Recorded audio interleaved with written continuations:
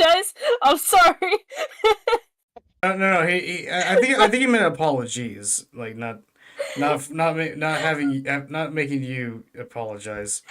Hold on. I'm sorry, Cryo. Okay, hold on. I need to get my. Where? Hey, Riley. Oh my god. All right, hold on. Riley. No. Riley. No, I'm being haunted by a ghost. Riley. Okay, why the hell?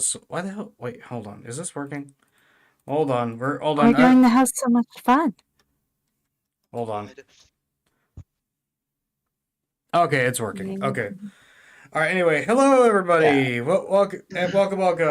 This was not a planned thing, so sorry for the late start. So a couple of our players for our normal group had to called out today. So we're here. We're gonna be playing some Dagger Hearts. Yay! Hi, Dark. You here to watch the chaos unfold? As we have two returning players from last time and a new player, of course, being Miko and Riley and Crow. If you could make a quick introduction to yourself as I will dagger until I heart. I misheard that. he said. I misheard that. He said. Oh, what did you mishear it as? Out of curiosity. I heard I will dagger until I fart. What? I'm sorry, Cryo. Oh my! You know what? Great start to things, honestly. I know that's definitely me mishearing it. Anyway, So, what was he trying to say? he was trying to say, I will dagger until I heart. Until you heart. Okay. Yeah. I'm sorry. TTS is gonna have me tripped up. I might ask for translations. And Also, yes, we have the throwables because TITS will throw a hissy fit if I don't have it on all the time. So at certain points you may see things being thrown at me. So don't be surprised, those who be watching. Somebody throw a piano at him. also, may I just say, Riley, your voice got so high pitched. Oh my god, you cut off. You cut off there. Oh my god. oh god. Jester! I see a Jester in the chat. Yippee! Oh my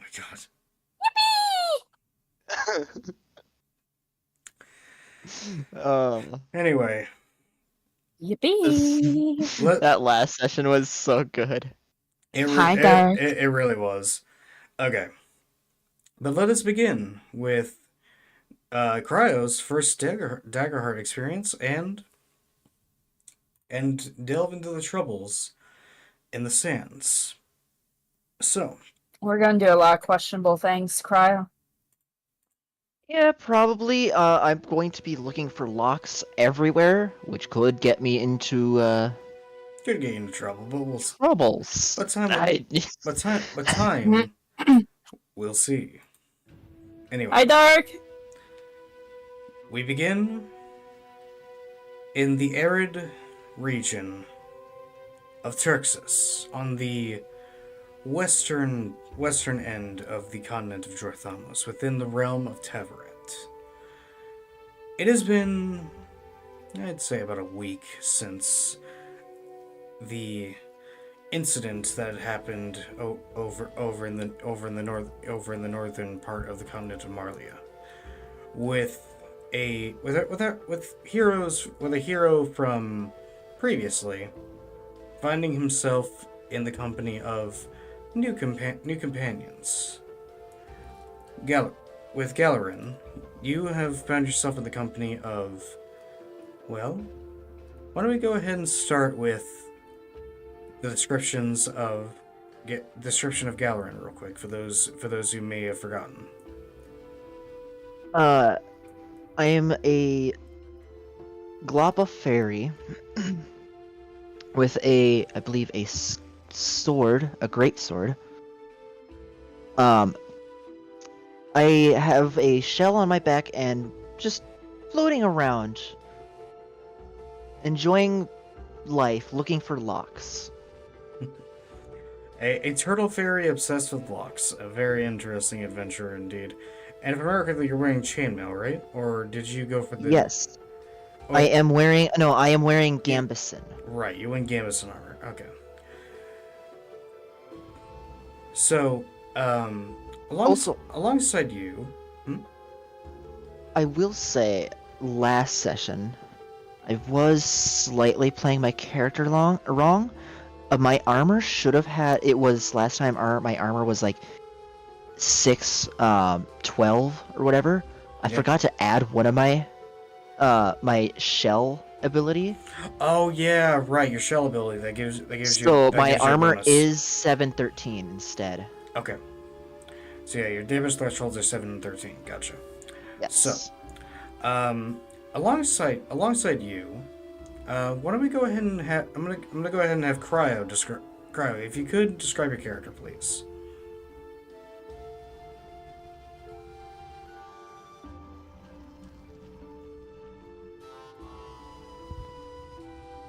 Merv is a clank with the Fey background.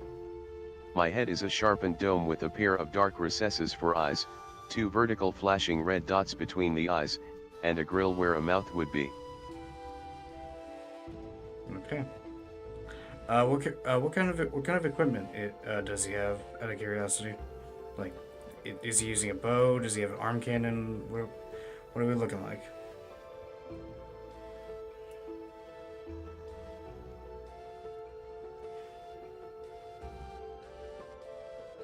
I saw that truly evil.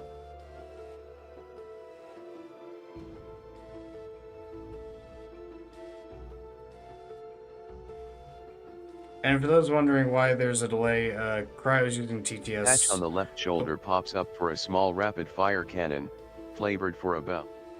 Gotcha. And yeah, Cryo is using TTS both for privacy reasons, but also but also to be in character as well. So, and finally, Miko. For the vibes. For the vibes. Miko, could you please describe your character, please? You know, I was frantically looking for the one drawing I made of her like 3 years ago. Still couldn't find it. She is a pain in the butt to try to describe, so please hang with me here. Okay.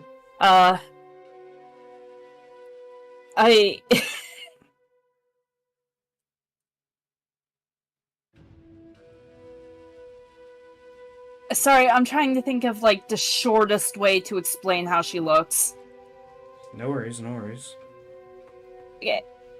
Take, like... I'm also typing more things for the descriptions for Merv as well. Oh. Yeah.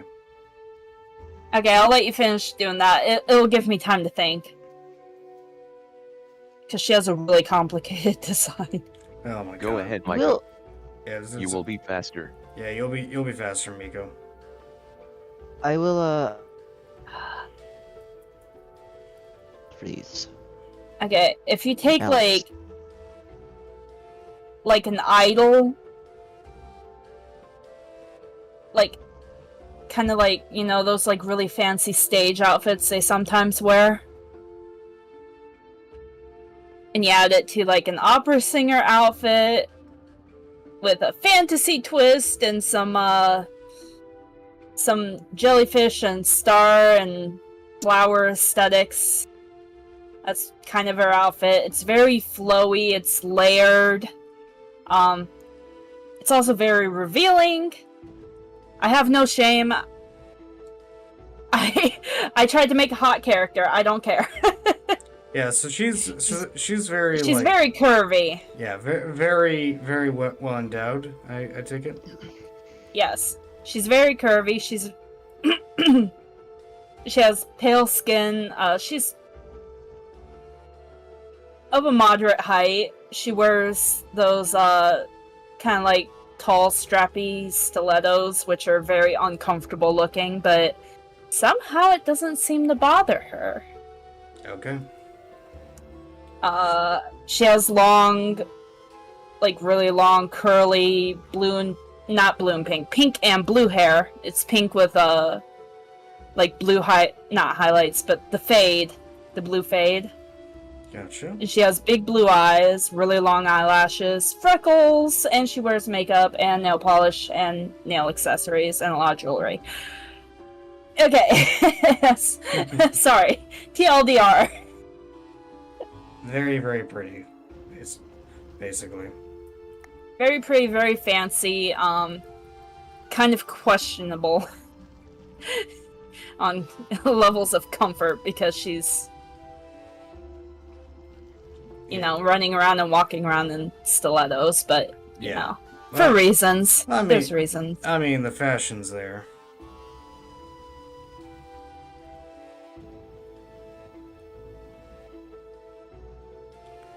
Ooh.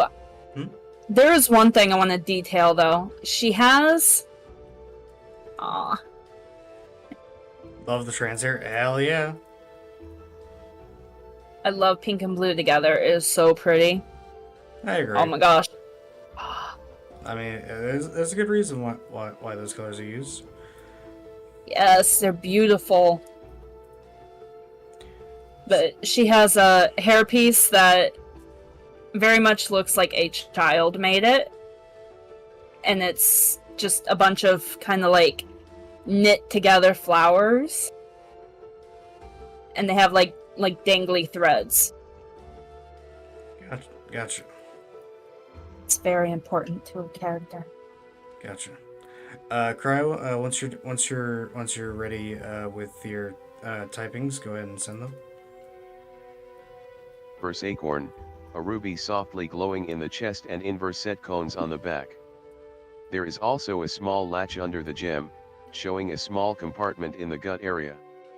Several thin spikes come from the back of my arms, a thread tracing the spikes to the shoulders and anchoring at each wrist. Okay. So, you three had only recently crossed paths with each other within the last day or so, as through through your travels, you have found yourselves in a area known as the Cursed Outlands, the Blood Desert, or more simply known as Turxus. It is a region steeped in a lot of superstition and paranoia as well.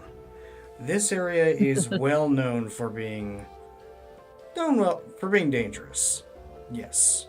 But it's also known for being very profitable for those who are brave enough to brave its dangerous depths, whether it be through hunting some of the rare fauna that prowl the desert, or delving into the mines to excavate the magical ores and silver that is found deep underneath the earth. However, our story takes us to the merchant city of Goldpinch, where you three, soon after having crossed paths and deciding to try and take on a job together, you found a job posting for a bit of an escort, as you see a listing for help requested by a individual by the name of Diego. You three find, and as you're traveling through the city, you can see all sorts of different kinds of people, just kind of walking about. There are fairies. There's a couple of fairies you can see. Clearly, they're not here to stay. They're here to either to pick up or deliver something. You can see quite a few lizard folk here, some Dracona, some Infernus, and a few goblins as well. Mixture of like civilians and merchants.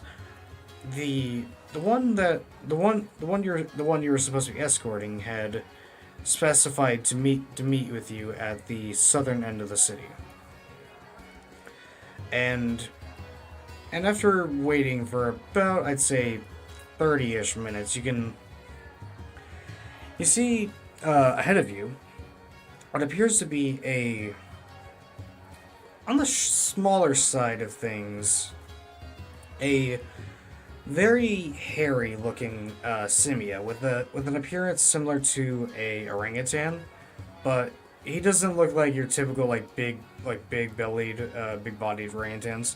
He looks very thin, like he to the point where he even kind of looks like he's like if you didn't know better, it would have looked malnourished. But you can tell he's decently healthy, but he definitely keeps his hair a lot shorter than his typical kin would.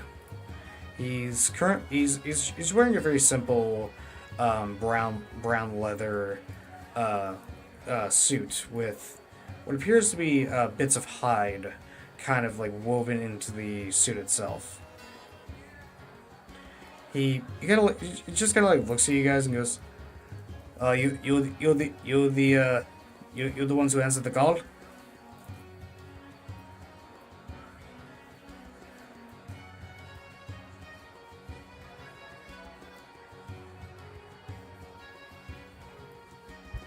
So I'm waiting to see if Cryo wanted to. Yeah, of course. That's the only downside of like the TTS is the delay in response. I cannot speak for my companions, but the call has been answered by this one. The machine speaks. Pardon my rudeness. I've never really dealt with well, your sort before. I will be honest. You're not exactly a common sight, as you can imagine. And he looks at you, Galrin, and goes, "What the hells are you?" Sorry.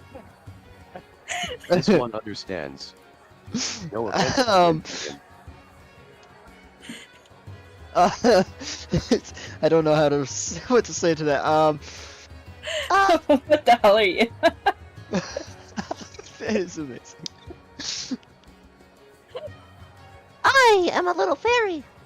Although I don't know what else I am. I heard I was a gloppa, but I look more fairy than anything. You are, and then he looks at you recently and goes, honestly, you're probably the most noble looking one out of this group. But then again, you adventurer types tend to be the eccentric side. Why, thank you. I do have to say, though, I'm just a normal human. There's absolutely nothing strange about me. Roll me a go ahead and roll me a presence roll, Miko. So I'm not gonna lie, I forgot how to roll. It's 2D. It's 1d6, right? It's 2d12. Oh, 2d12. This one disagrees. You are not armored as this one expects a normal human. This one disagrees. Oh my god, I love this character. 2d12? Yeah, 2d12. Left side's hope, right side is fear. If you're using if you're using D&D Beyond. Okay, I rolled a 13 with hope. Okay, you gain a hope, and yeah, he's convinced. He's like, oh, okay. Not sure why you worded it like that, but okay. Well, anyway, but Is there really something weird about how I'm dressed? no, you're just not what I mean, you're not exactly dressed the way someone that's in the desert would normally dress, but who am I to judge? I mean, look at me. I'm a monkey. I'm a monkey out in the desert, and I've had to trim my damn fur. And you are wearing that very thick, heavy suit. Well, you have to protect. Well, you kind of have to protect yourself out here, especially with what I deal in. Oh? Yes, I deal in pelts and furs. You see, specifically ones that are exclusive to here. There are quite a few who pay top gold for this. I want to say something horrible here, but Do it. I think that would make the character mad. Do it. As something along the lines of, "You could be a pelt yourself," but that is so evil Oh to my say. god! Actually, I'm not gonna go there. I'm not gonna Oh go my there. god! Oh my dude. god. Riley. He goes on to say, of course, the reason why I called you here is I have a buyer that's coming in from my home of Poderosa. And I'm gonna be honest. I usually hire out hunters to do the hunting parts. I'm not much of an adventurer, you see. I'm more a business simia, if you will.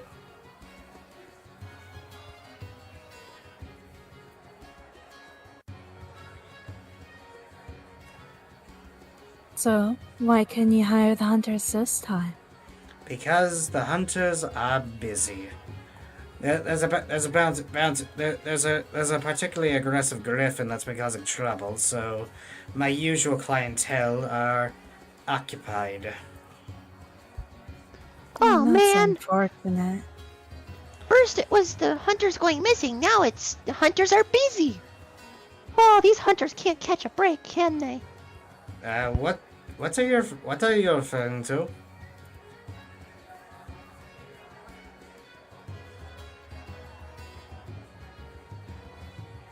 He just kind of like glances at you quizzically.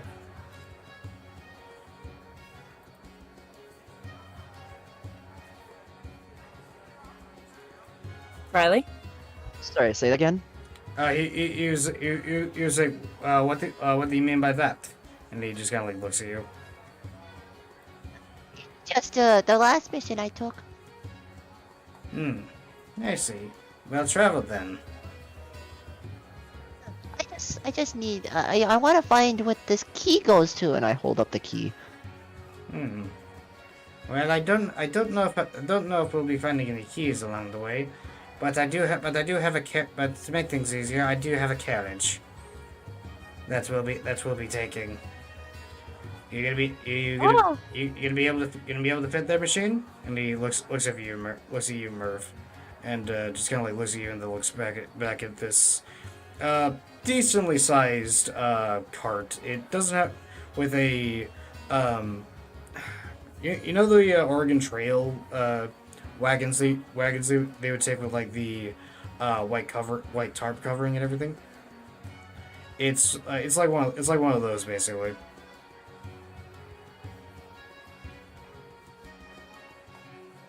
If a hunter is required, this one can be a proper hunter. Seeking functions are enabled. Well then, that is good to hear. As I'll be honest, I'm a little worried about running into bandits. There have been reports of activity of bandits and, well, let's just say merchants talk and there was a robbery a couple days ago.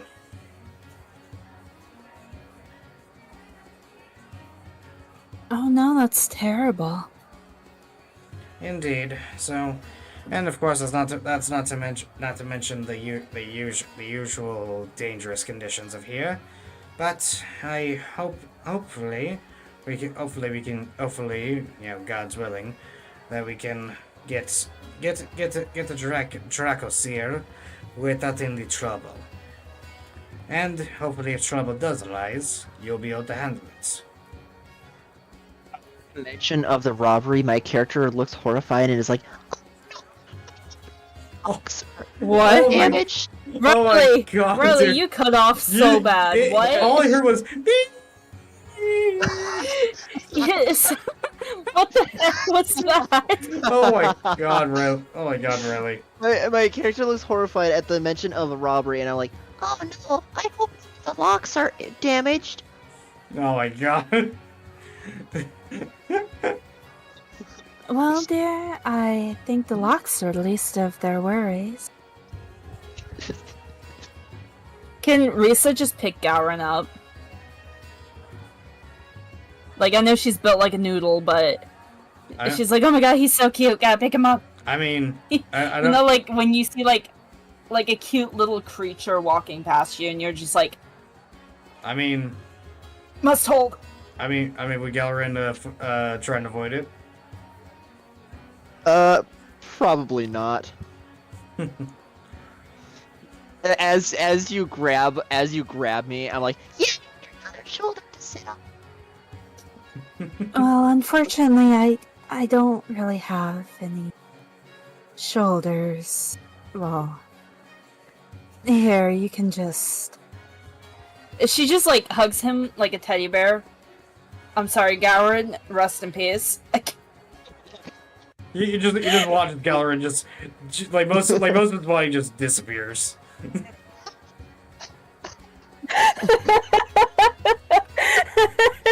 I'm so sorry. Merc turns to the Simene. Should this one or companions come to harm, compensation will be required. Yes. May this one hear what you are prepared to offer? Oh yes, of course, compensation, right? So, I will be giving. So I am giving a large sum of rattler pelts. They're a type of how you say snake raptor. I think it's a right term. They are reptilian creatures. They are very vicious, paralyzing bite, very hot, but also they have beautiful yellow scales on their pelts. So a fashion designer has commissioned me, and therefore I commissioned the hunters to get the pelts, and now I'm going to be giving them to the buyer, who will be taking them to the pelts to the designer. You will be getting a cut of the money that I will be receiving. How much is the payment that you're going to get? I do believe it was a chest of gold, so divided amongst each of us, that'll be about 2 bags of gold each. Yippee! Better than my last mission. Well then, Oh my, that's so generous of you. well, I mean, considering the conditions, I would not expect to give any less than at least a bag. After all, it is This not one deems that acceptable. great. Then shall we begin our excursion then? Oh, how exciting. I've Off always to wanted to adventure go we on go. an adventure. If one of you wants to handle the horses, and he looks over to the front of the carriage where you see a what appear to be a pair of Broncos. There, I really want to try to handle my size character handling Broncos just to be funny, but I don't know if I could handle that. you know what? Roll me a instinct roll. You gotta look at my instinct. My instinct is... Where's my stats? Here's my stats. Actually, hang I on. have +0 in instincts. Okay. Wait, actually, hold on. Let me check. Let me double check something real quick. Huh? Actually, no. Agility. Agility. Okay, that's actually better.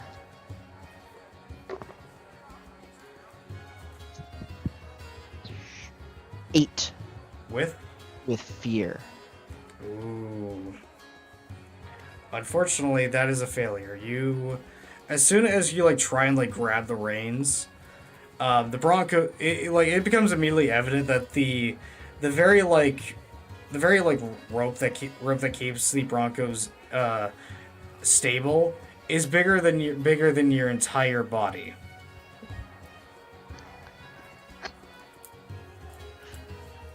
Whoa, is this what they mean by bucking broncos? He Oh dear. he looks over at you, Gallery, and goes, "Perhaps I should handle the horses, unless you want to take the reins, there, robot." Sorry, I didn't get it. Where are my manners? I didn't get your names.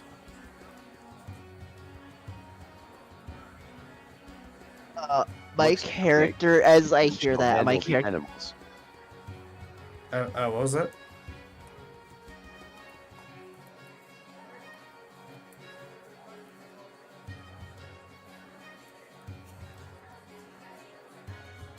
Alright, yeah. You go ahead, Riley. Oh, sorry. As at the mention of names, my character is still holding onto the reins, like, my name is Gallery. Okay.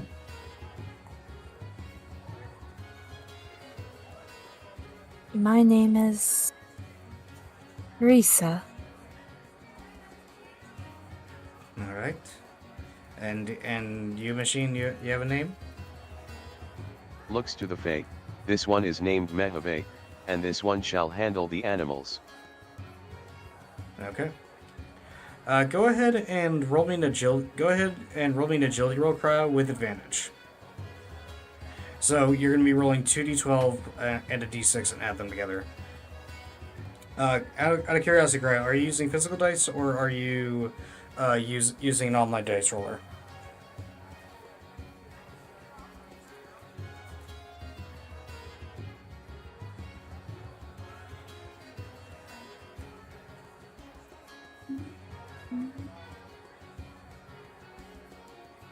Physical.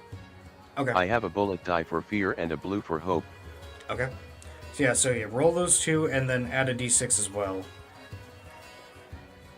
And if the hope is higher, that'll be a roll of hope. If fear is higher, it's a roll of fear.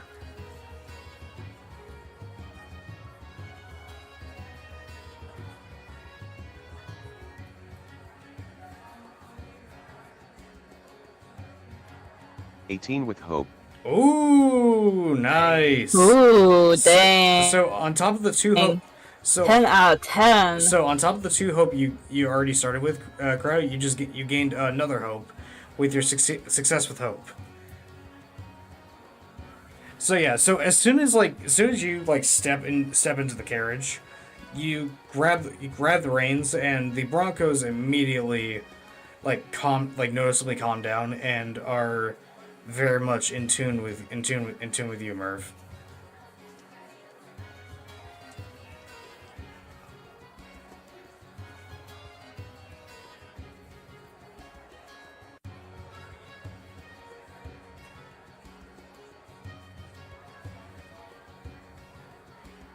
Okay, got that ready. Asterisk gently strokes the Bronco. D. Nothing to fear from this one. Oh man, why do they listen to you and not me? Well, I wasn't expecting the machine to have such a affinity for animals. Yeah, My character just looks Follow me super across, defeated. darling. well, there are weirder things that have happened. And he says as he just kind of leaps onto the wagon. Shall we get going then? Risa kind of slowly approaches it, and she kind of, touches the back part of it with her finger, almost like she's testing it. I'm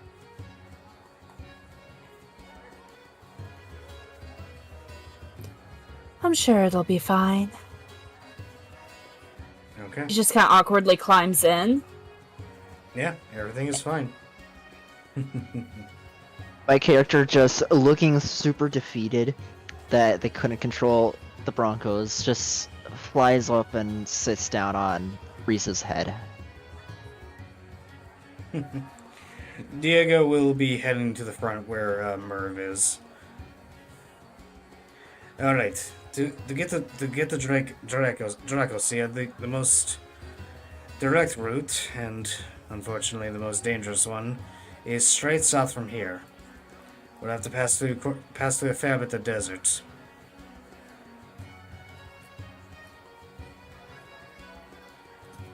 Sounds like fun.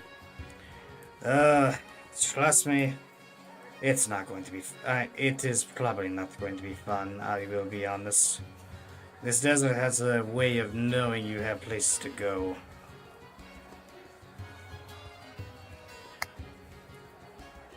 Do we have adequate water supply? Oh yes, of course. And you watch as Diego very quickly fishes out a couple of water skins for everybody. I made sure. Oh, thank you. I'll be fine. I made sure to come prepared. I'm guessing the water skins are all the same size. Yeah, they are. All the same size for like a normal person. Yeah, so they're about so it's about as big as the water skins are about as big as your entire body. You're just like, oh, thank you, as they're like reaching up, trying to hold on to this water skin, basically drowning themselves as they take a drink. I love the mental imagery because you just said Gowron was on Reese's head. Oh, I would say my character's a lot smaller. A little bit Does this smaller. mean Gowron's dumping water on Reese's head? Probably. It's like my character's taking it like a jug in Fortnite, just Oh, God. spray everywhere, just. Oh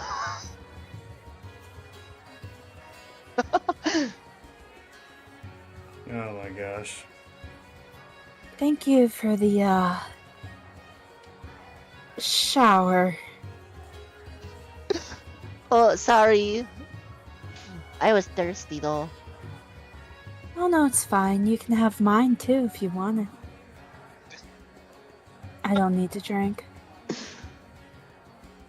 Thank you. And he immediately just starts splashing more water all over the place, drinking whatever that he can. You see Diego just kind of look at you, go, "Careful of the pelts, careful of the pelts. They're not. They're not. If you get water on them, they may soak."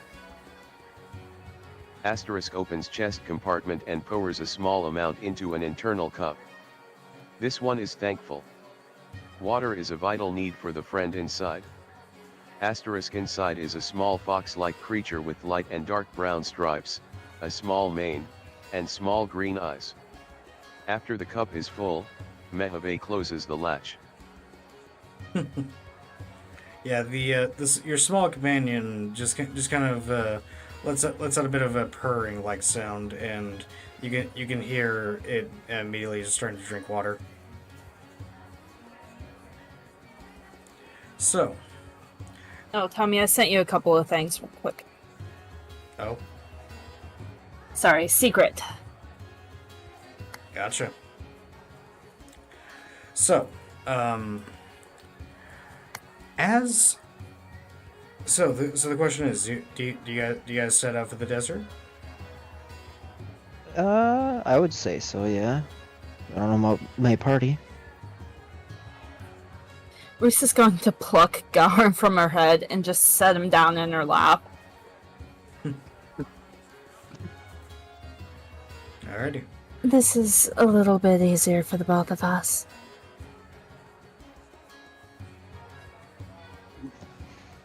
You are so tiny. She just squishes his, face. Gowron's giving Reese a cuteness aggression. There is not much to be done here, might as well carry forward with the mission. Alright. So, traveling forward into the expanse, it is about 1 p.m. at this point in the day. It's about the time where the peak of the heat of the day has gone into full swing at this point. It is about 90. It's about 96 degrees. As it is a bit of a cooler.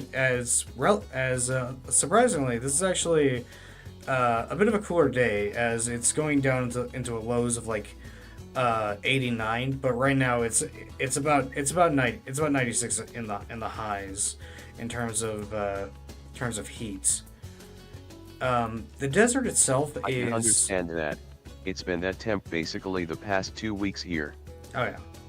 Yeah, same here. The desert itself is blood red. In fact, the sand itself looks like, if you really look at the sand long enough, it actually looks like the sand itself is just soaked in blood, basically. But of course, the sand itself is just actual sand from what you can see.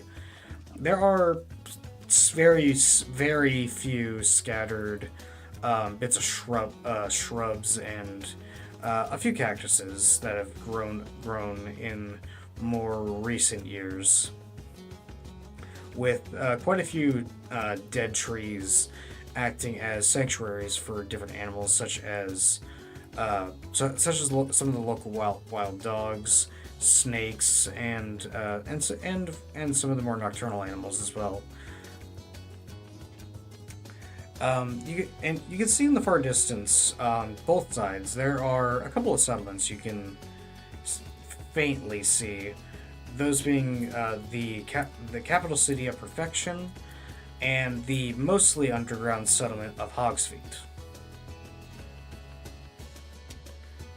And as you guys are traveling, what are you guys gonna be doing?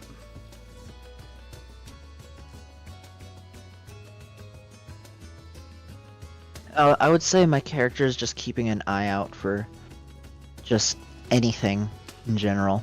Okay. Reese's gonna fix her hair and makeup because Karen splashed water all over her. Okay. And what is Merv gonna be doing besides of course keeping the horses steady?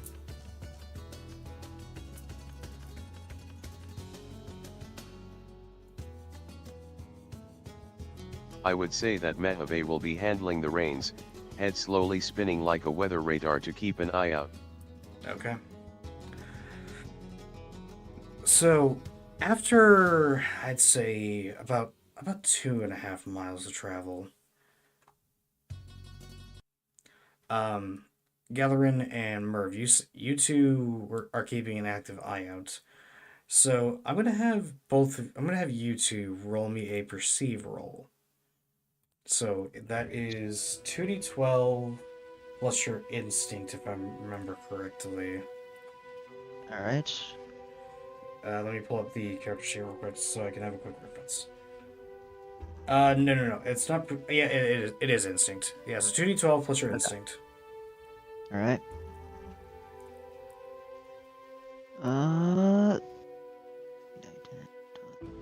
13 with.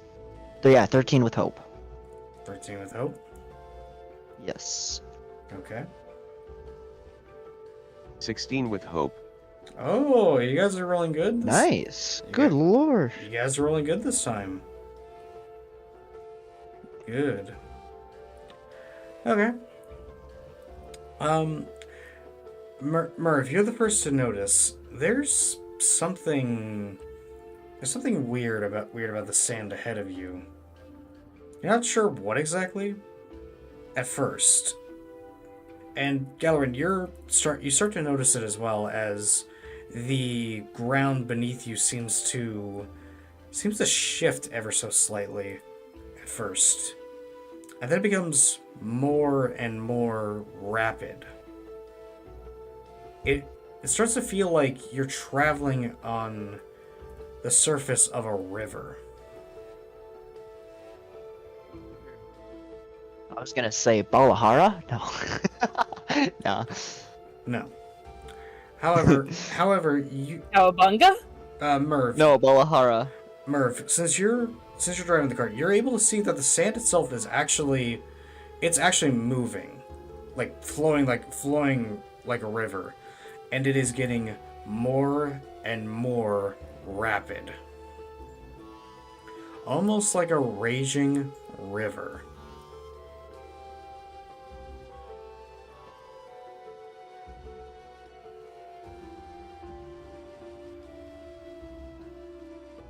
The luck has been building with these dice. I have a good feeling about this.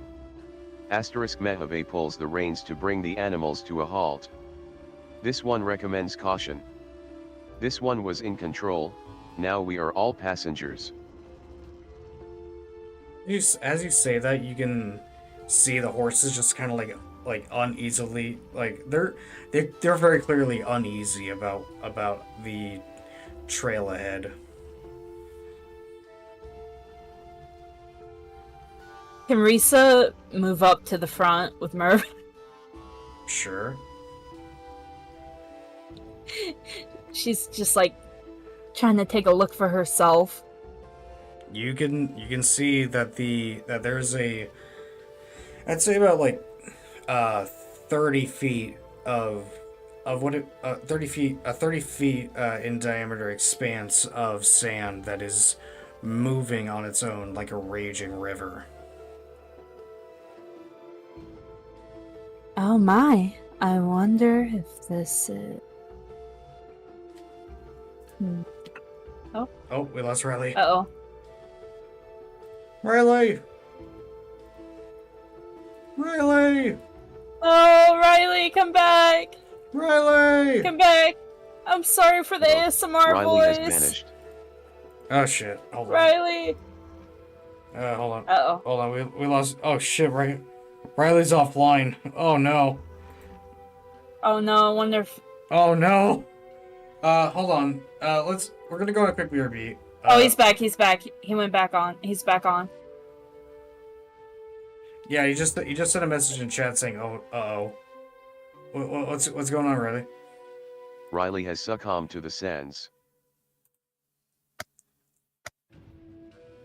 I have no idea what happened there.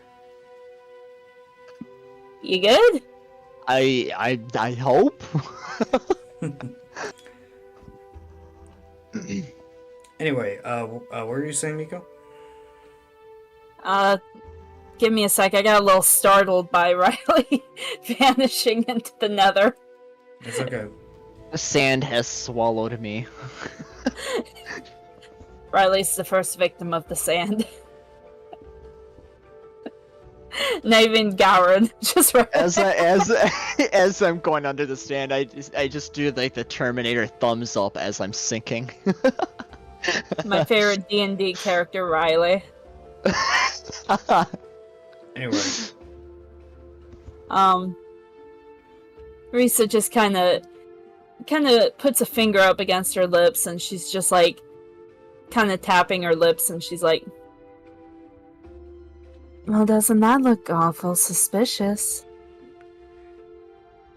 Almost like maybe there's a monster waiting under there. Diego just kind of like squints his eyes a bit and goes, "Wait a minute. I think I know what's going on. Although I was hoping we'd have avoided something like this."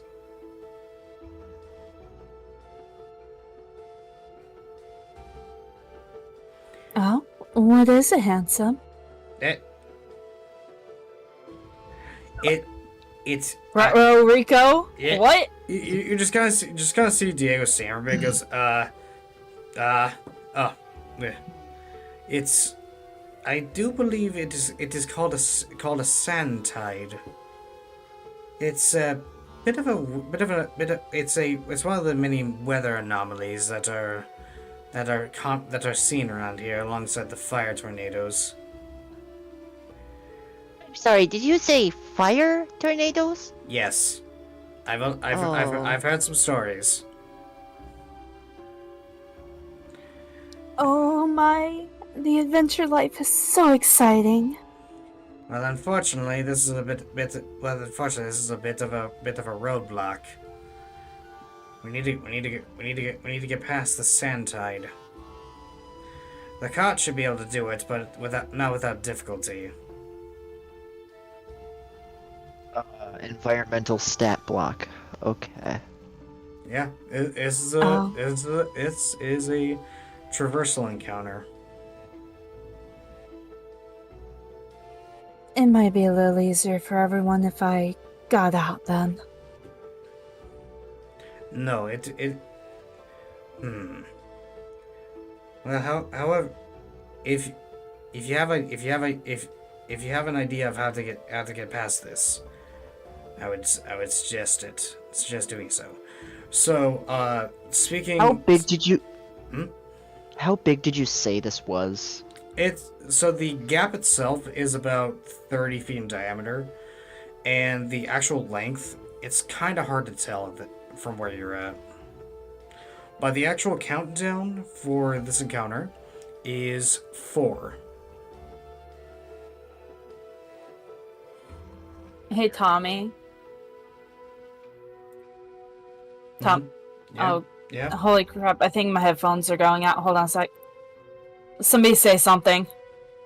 Hello? Testing, testing, Lobster dolphin. testing. Noodles.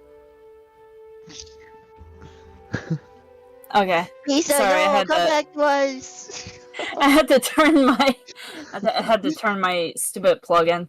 Hey Tommy, what if I used Thin Spot? You want to use thin spot? I want to use Thin Spot. All right. Well, okay. Hold on. Let me verify on the mesmer thing real quick because I think. Hold on. Let me just do a quick check on that. Since I'm not very familiar. Okay. So you want to use veil sight? Yes. Okay. So you're gonna have to mark a stress. And, Yes. And as for what you see, Risa, channeling your sight into the veil, you're able to see a distortion further up the flow of sand. There is a part of it that, while it is not stationary, it isn't moving as much as the rest of it would be. Giving you or an ally of your choice to gain advantage on a roll interacting with that particular spot. It's about 15 feet ahead of you. Can Carefully. Risa point it out to Merv? Certainly. But is Choose the carefully on who you want the advantage to be. I've been rolling. I Well, have considering Ridgeborn, Merv is but- driving everybody. Yeah, I have Ridgeborn, so I have advantage on traversal stuff like that. But Cryo has been rolling really well, so it's your choice. I think I'll go with Cryo, considering everybody is riding in the wagon. So our fates Right. are mostly going to depend on how well Cryo does. All right. So Risa's just gonna kind of place her hands on Murph's shoulders and just kind of like lean in, and she's like, "My dear metal friend, if you go about 15 feet ahead, a little ways over that way, we'll have a little bit better luck." Understood. We shall be in position soon. Okay. So I take it Merv's gonna move the cart towards the direction that Risa had directed? Correct. Okay. And because of that, you will have advantage on the agility roll that you will be rolling to progress the countdown for this reversal.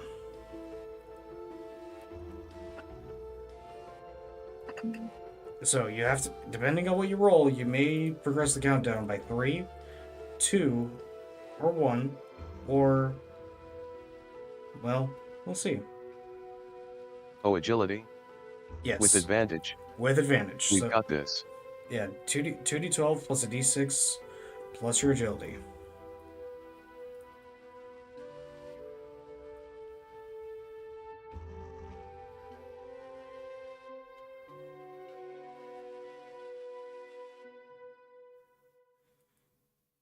Okay, so 20 with fear.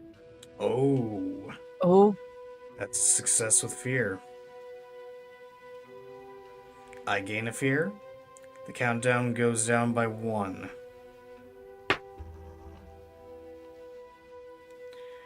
And as as you begin traveling down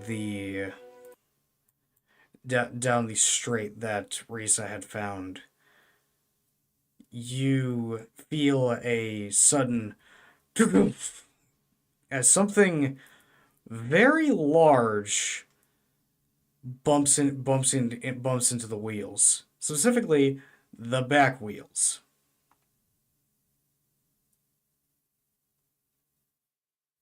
Oh. oh dear. I wonder what that could be. And you can see under the sand something's moving that isn't the sand tide. Can I make a roll to see if I can determine what it is? Roll me an analyze roll. Alright. That is with... That's with knowledge? It is 2d12 plus knowledge. 13 with hope. 13 with hope. Okay. Yes. Yeah, it's a snake. A very, very large snake.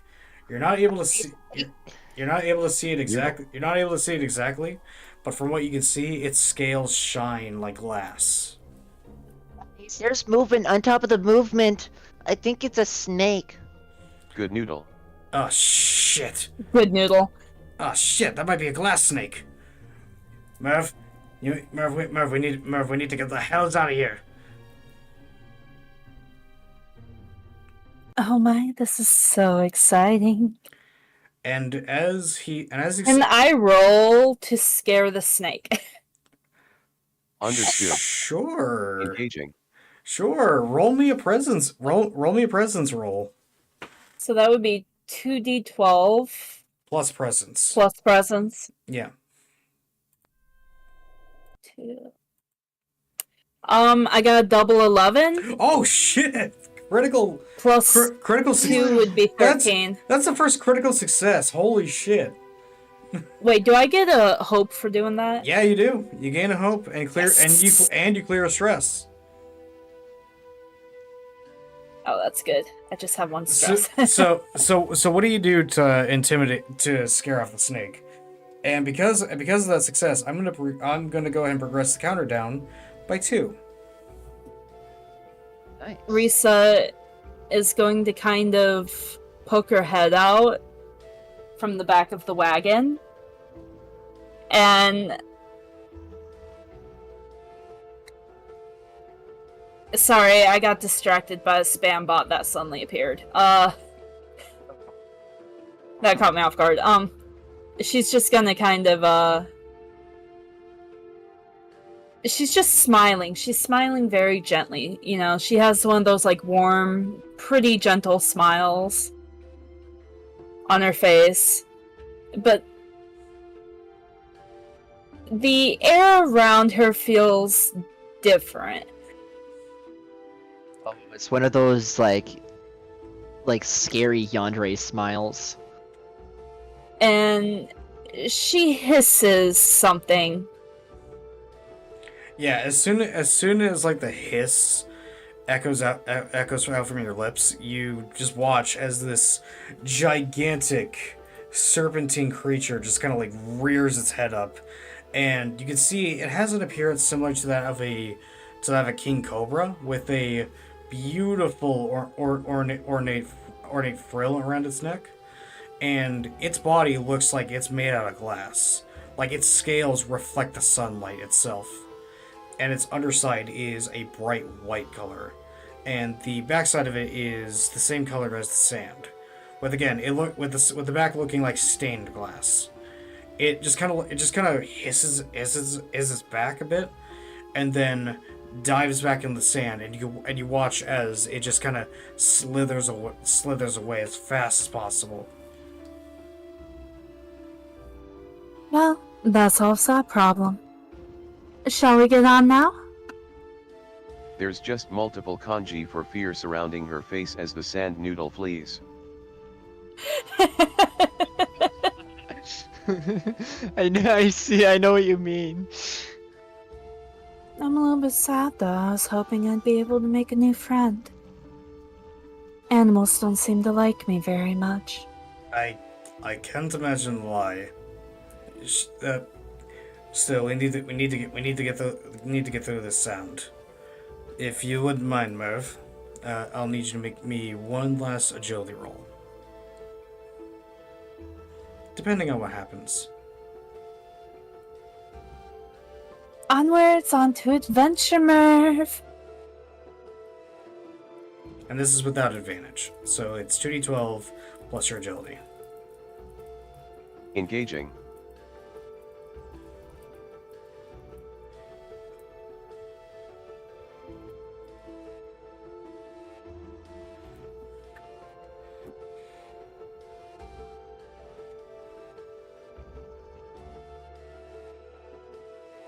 So, you're not going to believe it.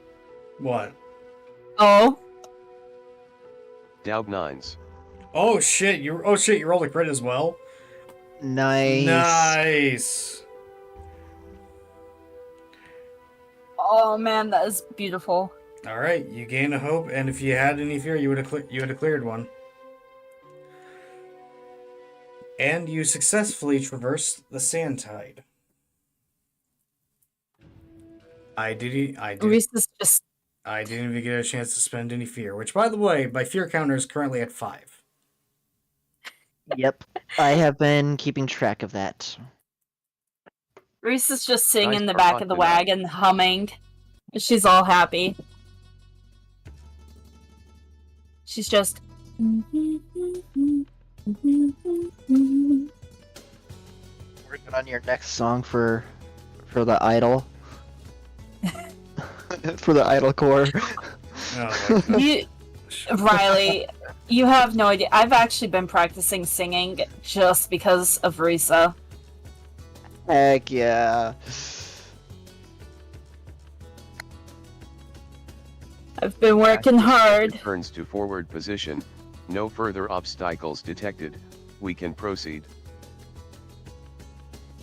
Wonderful. Okay. So, Cryo, I have to ask, what do you think thinking of the system so far?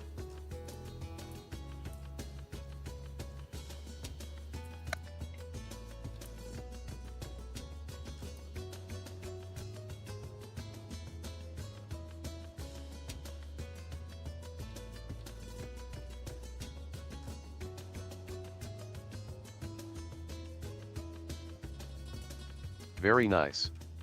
Cool. Simple yet complex for later use. Mm-hmm. Thanks, dear. I forgot to get some. I know. Alright. Anyway, let's see here. Let me look at my notes. And as I said before, this adventure is not going to be anything too crazy, so it's going to be relatively short. So I do apologize. That's fair. That's typically how one-shots are. Yeah. So. It's all good as long as we all have fun together. So. Yeah? Merv, if you could you roll me a navigate roll, please? As the sand tide did throw you off your original course a bit. A good system is fun no matter the length, and this is a good system. Rolling now. Alrighty. And let's see here. And remember, and of course, yeah. All right. What was the ability to be added again? That would be instinct for navigate.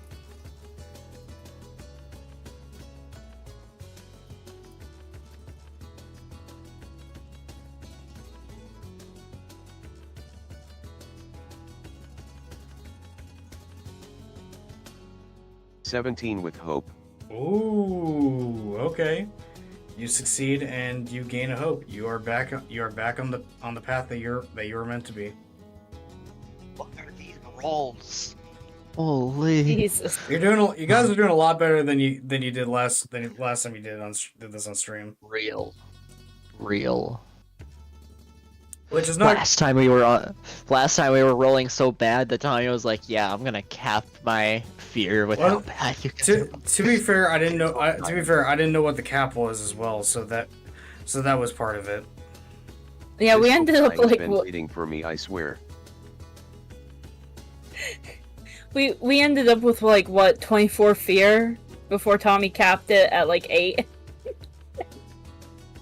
Because we were rolling straight fear. Yeah. it was It was just straight fear. So Knock on wood. well. Funny you say that though, because up ahead, along the trail, you can see what appears to be a overturned cart with no signs of horses and no immediate signs of people.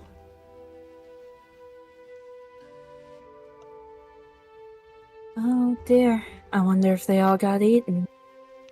I immediately fly over or dart over to see if there's any lock boxes on the cart, on the overturned cart, like any chests.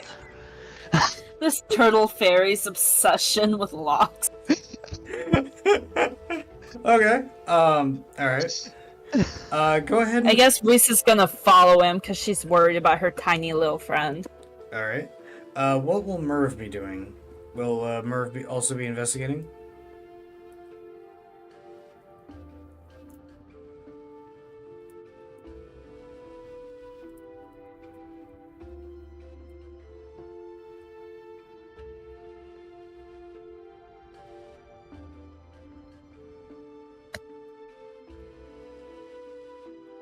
Mehave swivels his head as if rolling eyes, and moves the cart closer to keep pace with the others.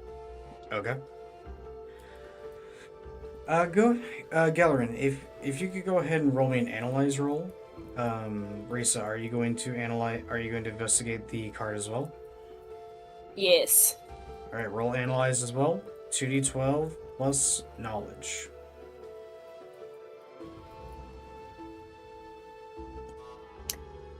Uh, 19 with hope. 18 with hope. Damn. Okay.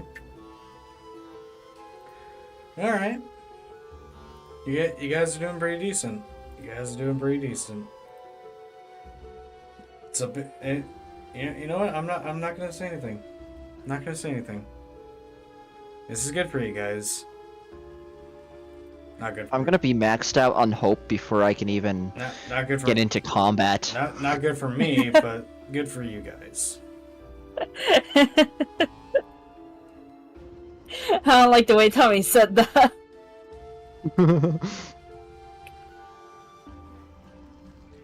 Okay, hold on. Need to.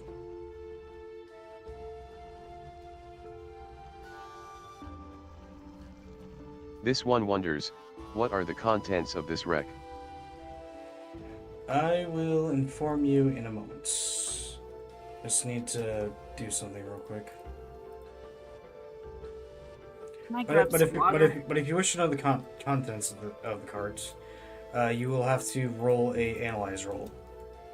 This is said to the people who moved ahead. Ah, okay. Give me a sec.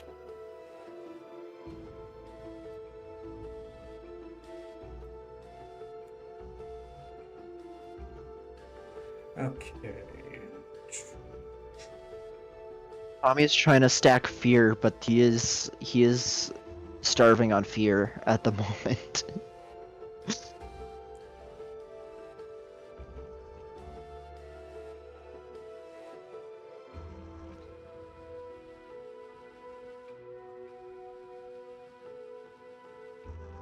Sorry, I'm back. Welcome back. Welcome back.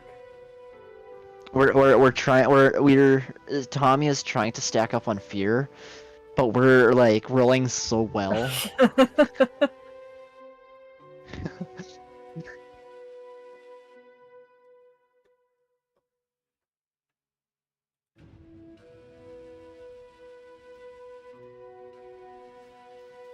Okay. So, okay. Did you guys roll your analyze rolls? Yeah. Okay. What did you guys get? Again, was Miko got 19 and I got 18, both with hope. Okay. Sorry, I got a little distracted there.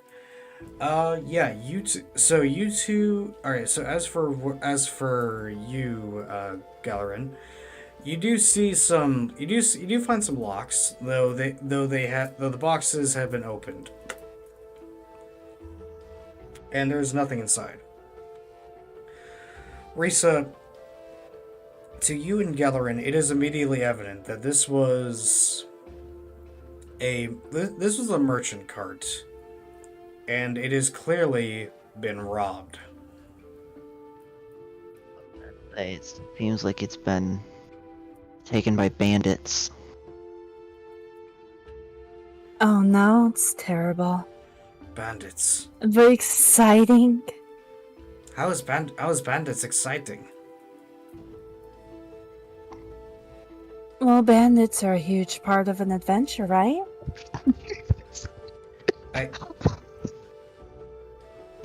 I'm seeing the trend here. My character's obsessed with locks. Miko's character's obsessed with adventurer. And then and then you got Merv. That's just like, okay, can we do the mission, guys? This is an interesting party. This is indeed an interesting party. Well, I mean, obviously it's terrible that they were probably killed. I mean, it's always sad when a person dies, right? You Don't be a Debbie Downer. You actually don't see any blood. There's no signs that anybody was killed necessarily, though you're not entirely 100%. You're not 100% sure.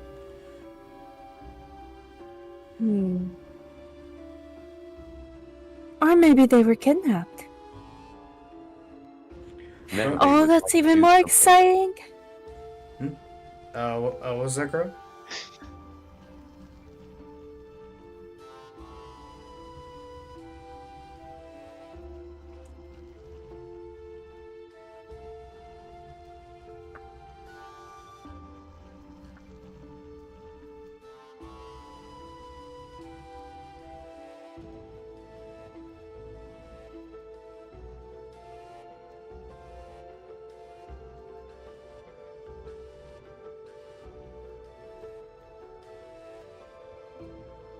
Mehabe hands the reins to our employer. Hold this please, this one will see what can be seen, extend his arms, and fly straight up. Okay. Oh. Okay, Superman. How does he take flight exactly? Iron Man style. Let's go. Is it Iron Man style? No, Superman style. Is it Iron Man or a Superman styled, or is it styled like as a with a pair of wings?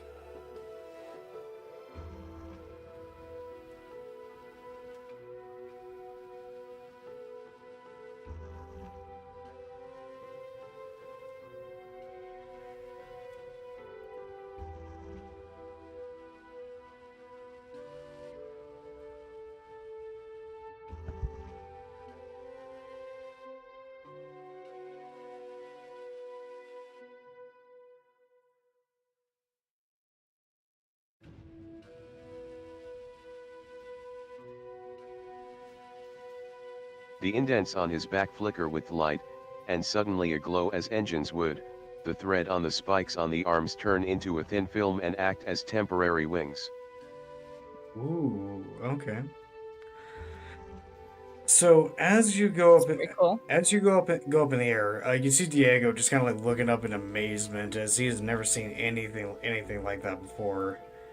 And as for what you see, go ahead and roll me a analyze roll, and I will give you advantage on that since you're up in the air.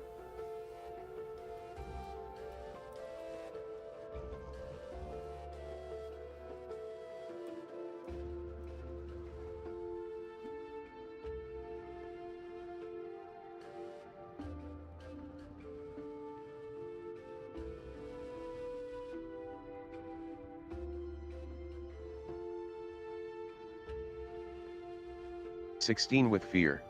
Oh, okay. So,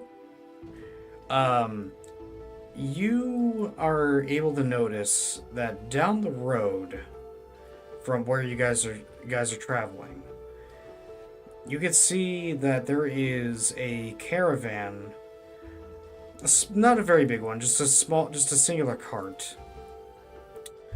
I don't know. That is headed straight for your companions and your employer. I don't know if it's doing it for anybody What? else, but Tommy is cutting out. Yeah, Tommy's cutting out really bad. Oh shit! Hold on.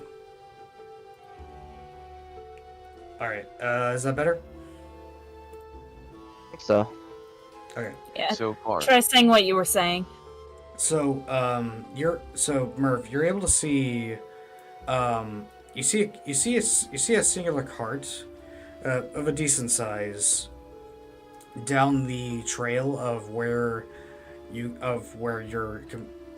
companions are, and your employer, and you can see that they are headed straight for your companions. And as you're analyzing them, you quickly realize they can see you. I need you to I'm gonna have you mark a stress there, Cryo.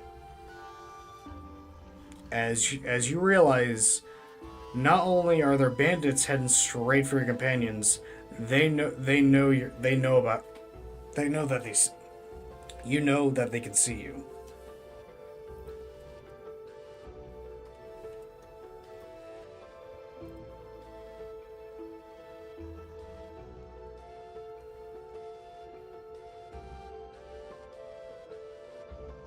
However, your companions are none the wiser.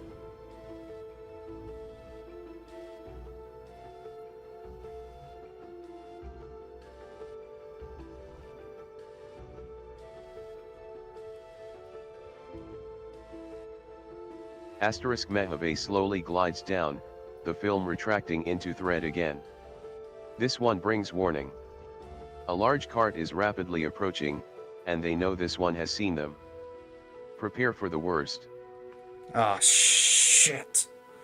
That might be trouble. You have a point.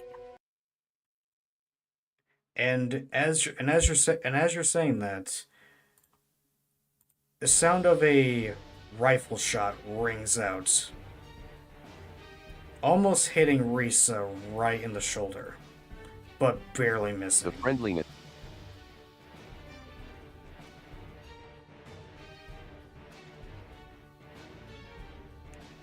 And as the sound of the gunshot echoes through the air, you see the cart with about 3 hooded and face mask covered individuals come within a close proximity and exit their car wielding daggers. The friendliness probability is asterisk looks at card, then direction of approach, less than likely.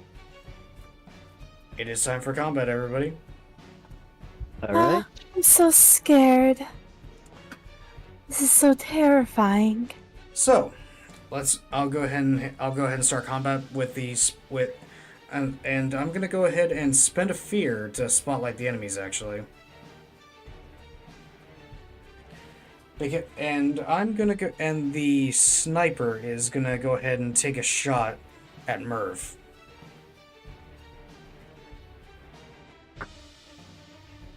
What's your evasion again, Merv?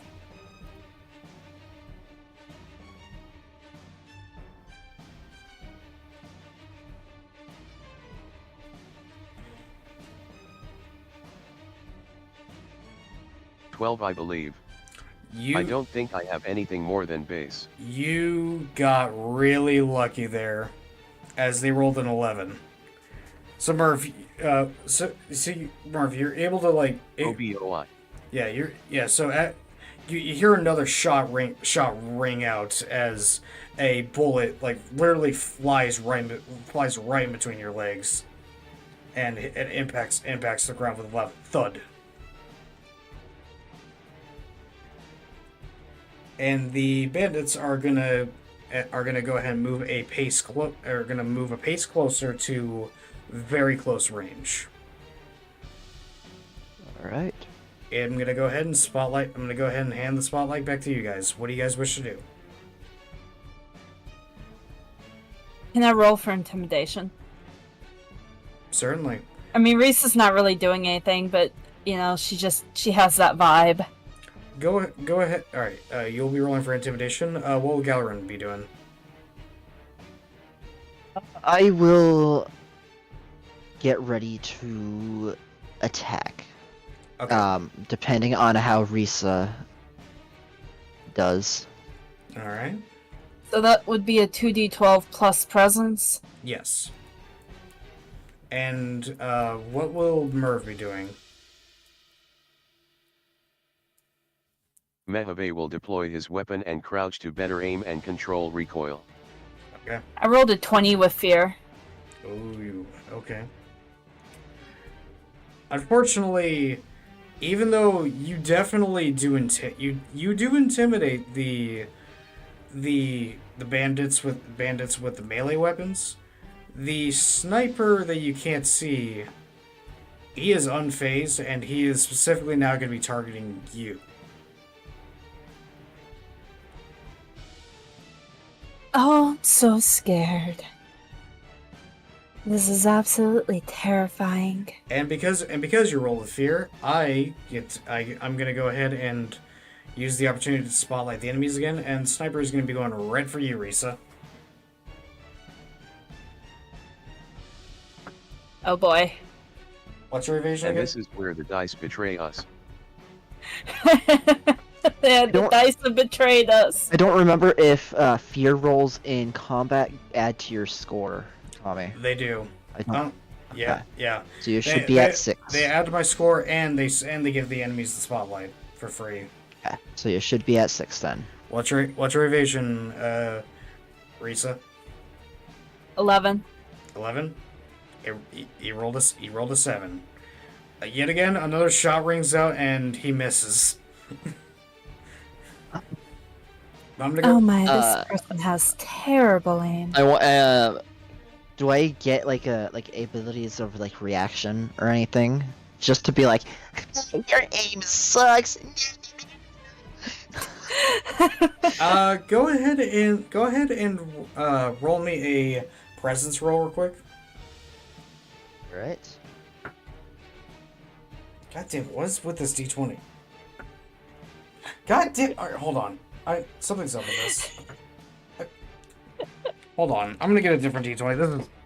It's not rolling proper. What the fuck?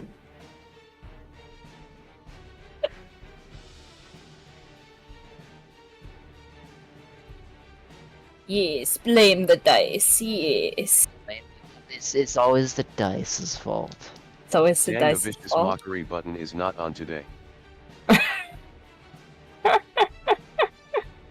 Okay, hopefully a better D20 has been acquired. Mine just kept like dropping for some reason.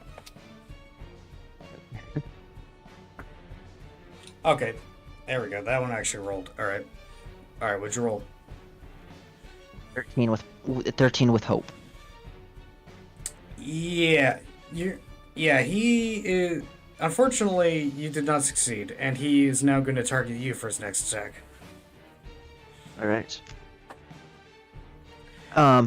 I do want to attack him. Well, first you're going to have to find him. You guys have no idea where he is. Oh crap. Okay. So I'm going to go ahead and hand the spotlight back to you guys. What would you guys like to do?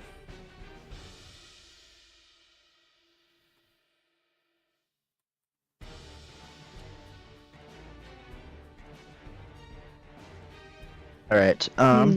Because as of right now, you I'm can. going. Because as of right now, you can only see the three melee bandits in front of you. Can Risa try to convince them to lay down their weapons? Perhaps. However, She doesn't want to hurt, other people. perhaps in a moment. Oh, sorry. I'm going to try and spot the sniper. Okay. Go ahead and roll a analyze roll. Ooh, nice. 19 with hope. Unfortunately, he rolled a dirty 20. Oh, man. He has a +2 to his stealth. Perhaps, but thankfully with that roll with hope, the spotlight does not go back to the enemies. Perhaps Merv would like to take a try at trying to find the sniper. Mehebe would focus on the closest bandit and open fire a burst shot. Ooh, okay. Go ahead and roll an attack. So that's gonna be 2d12 plus your agility.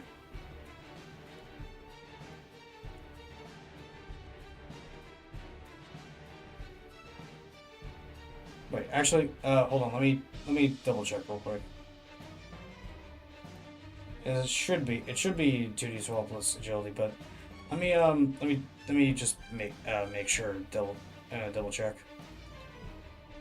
Yeah, it'd be agility. Okay, go ahead.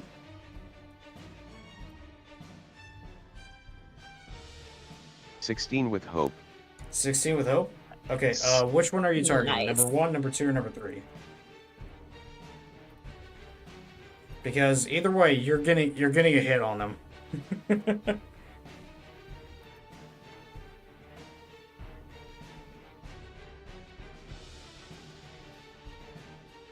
The lead one, and I would like to burn 3 hope to have that burst fire hit all 3. Ooh. Ooh. Ooh. Okay.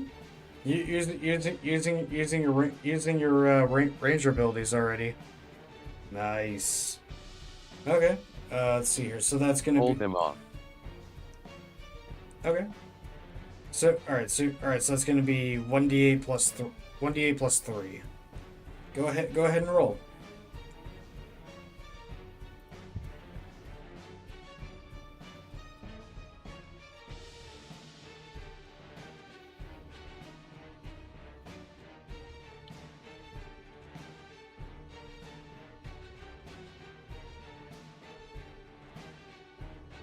Six total. Ooh, okay. That is unfortunately that's below their major threshold. So that's going to be, but that is 1 point of damage across the board. So how do you hit him exactly? It's just like the shoulder cannon just like sends like a shotgun blast of projectiles.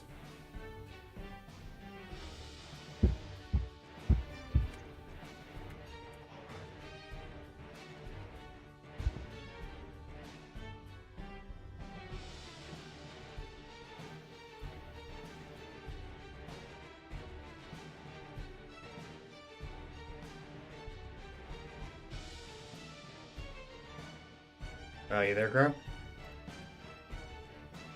Probably still typing. Probably. Yeah. Shoot. Right. I forgot for a second there. Last.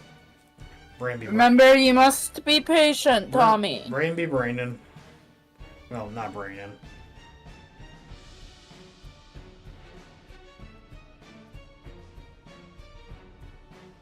Thinking 2 bursts of 3 shots each over a second or two per bandit, striking in the chest area if possible.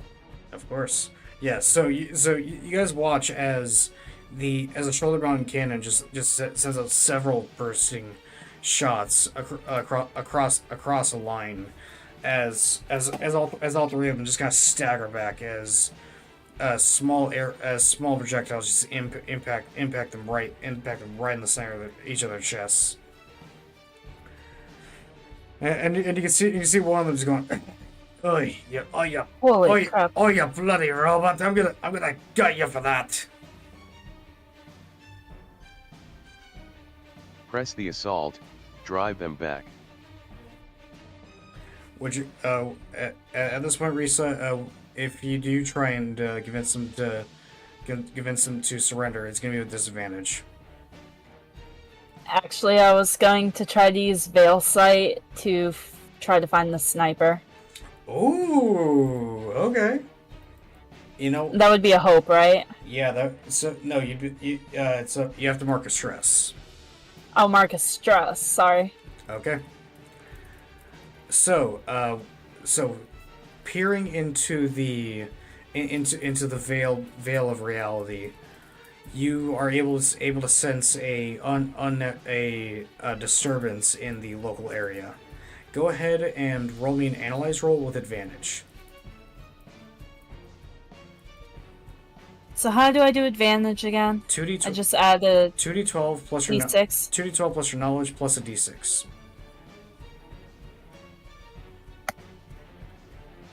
Knowledge is +1. So that would be... I rolled an 11. With Fear. ooh, okay. That brings you up to 7 now.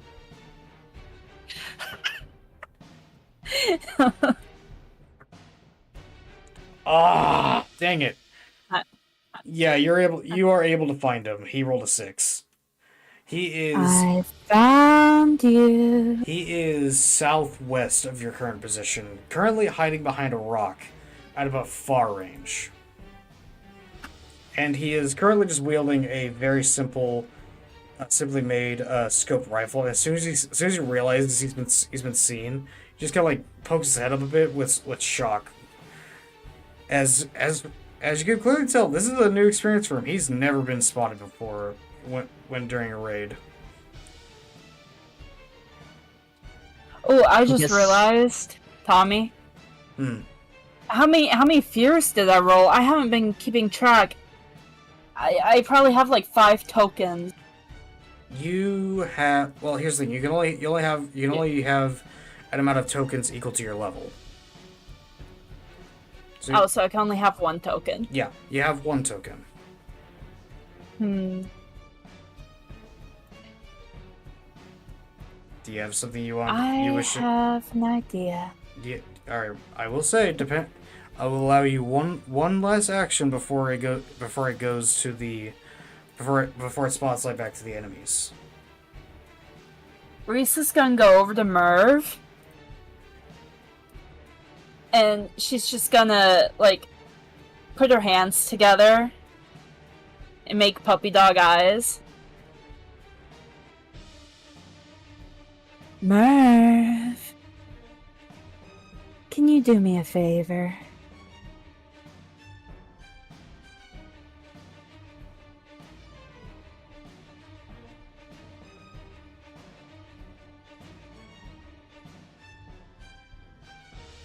Listening. Can you throw me? Oh, you're gonna try and close the distance with the sniper? She's gonna Yeah. try to land on top of the sniper. Throw. Oh, okay. Oh my gosh. I need you to throw me in that spot. Right over there. You don't have to hold back. I'm not fragile. This one might not be able to throw you far, but this one can try. Okay. Go ahead. All right. I'll need Miko to make a agility roll, and I will need I'll need Cryo to make a strength roll. So 2d12 agility.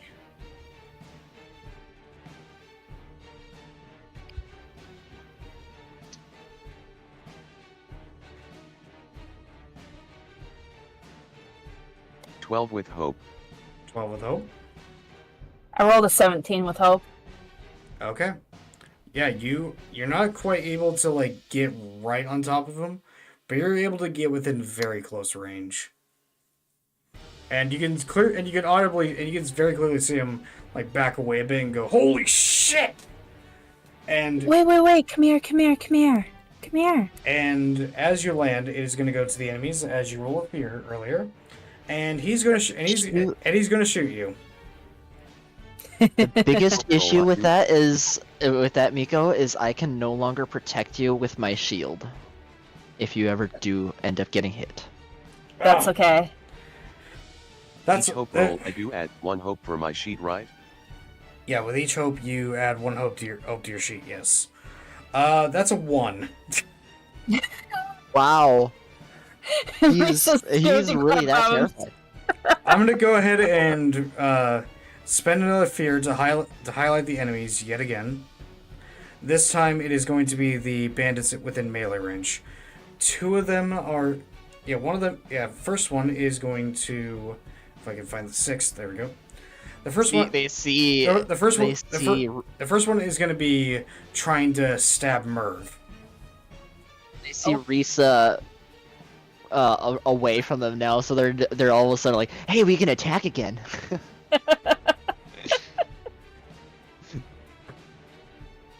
Okay, that is.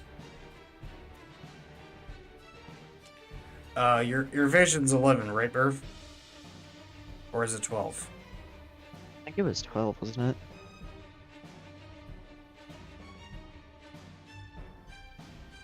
So I think you rolled 11 last 12, time and it correct. was a miss. Hmm? Yeah, 12? Okay. That's a miss. yeah. And I'm gonna go ahead and spotlight the bandits again. And this time Oh, wow. and this time they are going to 2 of them are going to attack you there, Galerin. Alright. First one rolled a 6. That is a miss. Okay, hold on. Okay. And one of them rolled a 15. Oh, that is a hit.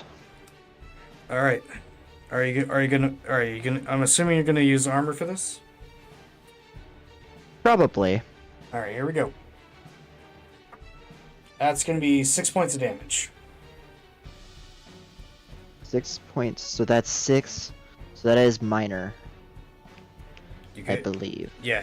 If it's below your major major threshold, it's minor damage. Do you wish to use an armor Yeah, slot? it's below my. It is below my 7. Because if you do, you'll take no damage. Yeah, I will. I will mark an armor. Okay. How do you block the attack? I spin around as the attack hits. I spin around, and my shell just blocks it. You Just deflects it. you just hear a loud chink as the knife just kind of bounces off the shell. And I'm going to highlight Turtle power. I'm going to highlight the bandits one last time You So- just Holy. to have the sniper shoot at Risa again.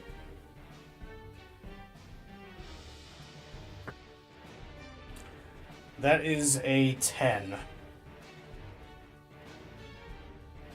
Which unfortunately I know for a fact misses because you have a +1 to your evasion. Yes. Ah! This sniper is really terrifying. This sniper's aim is so bad. I don't think he's hit a single shot at all. No, he hasn't. and it He sucks does not think too about it. because he has the most amount of damage to be dealt. So because of that, he has a -1. So I really have to really fucking roll. Ah, my god, dude. My D20s are betraying me right now. Oh my god. Pass it, Keep rolling terrible. I pass it back to you. I'll pass the spotlight back to you guys. What do you wish to do? Either the sniper is scared shitless, that or the caravan before us sucked even worse. Caravan before sucked even worse. That's so mean. Cryo, people might have died.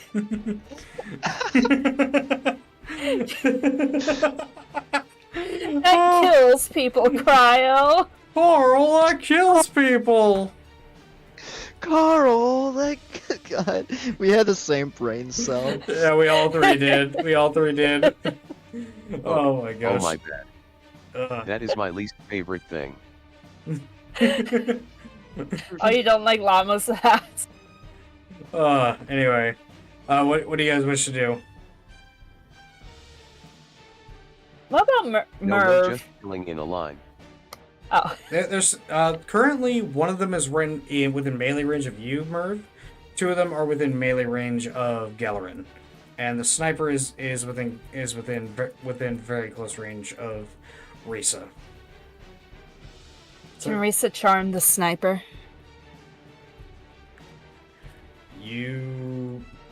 Okay, what do you mean by charm? Are you trying to I don't know. Under presence, it says charm is one of the options. I mean, you could. I mean, you could certainly try. Okay, so you're gonna try and charm the terrified sniper. Oh my god. All right. Well, I guess it's time for Risa to get a husband. Come here, sniper boy. Oh my god. This is how you obtain. Just ask Jackie. This is how you obtain significant others. You scare them. Oh my god. You scare them until they're interested. Anyway. Okay, so you're doing that. Merv, what will you be doing? Self-preservation mode engage, transfer target to close range target. In other words, a cannon shot to that closest bandit. Okay. And you, Galerin? Are you gonna take a swing on the one that hit you? That being I am going to counterattack on the one that swung at me. That'd be bandit number 3. Okay. Alright. So, Risa, go ahead and make your presence roll.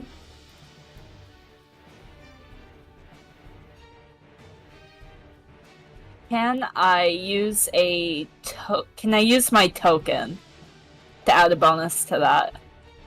Certainly. So it's 2d12 plus a d6 plus my presence? Yes. Okay.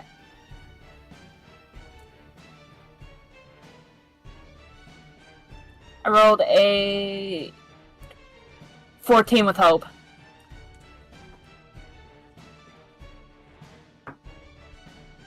But He is no longer scared and is kind of like he's intrigued, but he also is a little fearful of like reprimand from his fellow bandits. well, we can always just run away together. Nobody else knows what you look like. Oh my god. You just kind of see You this. can just come with me, nice and quiet. You just You kinda, can join the party. you just kind of see the bandit just kind of like look at you and then look at the party and go, look, you're a lovely lass, but and you can see that it's a very young human male. He just kind of like looks at you and looks at the rest of the party and goes, look, as much as I would love that offer, lass, honestly, I'm starting to already consider the whole bandit thing. Like, if you promise you or your party won't attack me, I will take my leave. Or you can just come with us.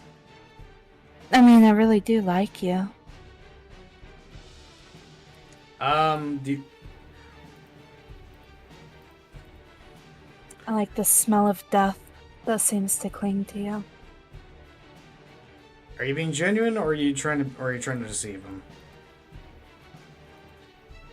kind of half and half. Just roll me a presence roll. Blood is probably flowing to the wrong head for that poor bandit. You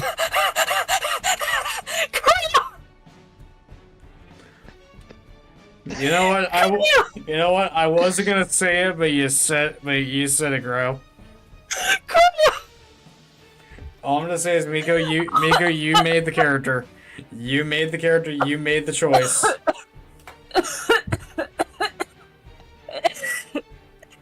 Amazing. Miko had to mute. Wow.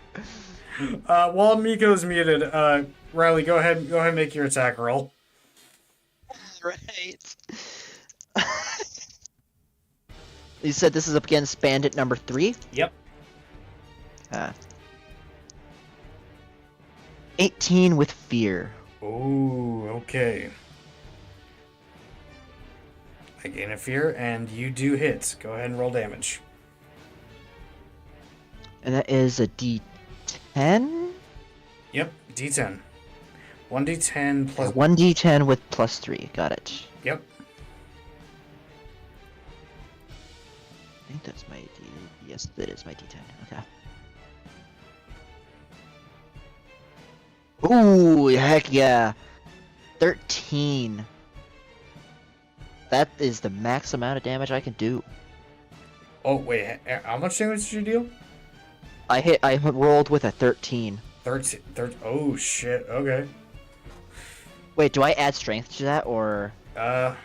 Hold on. I actually don't remember. I know in D&D you add strength to something like that.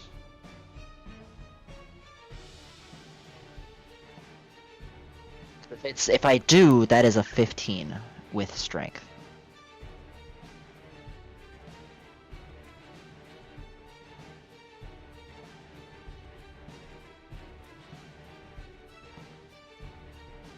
No, you do not, unfortunately. Okay.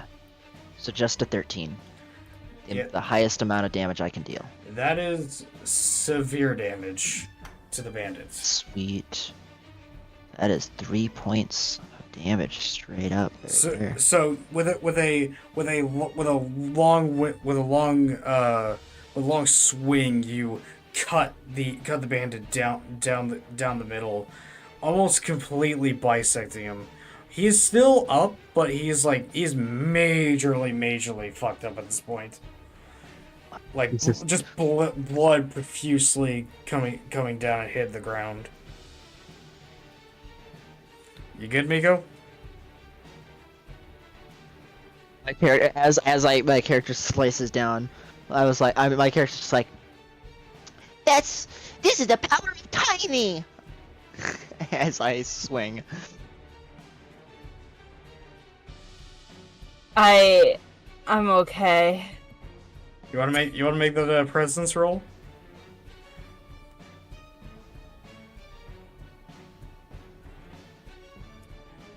Do so with disadvantage.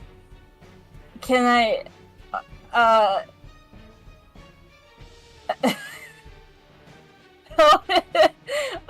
sorry, hold on. I was not expecting Crowd to say that. My brain is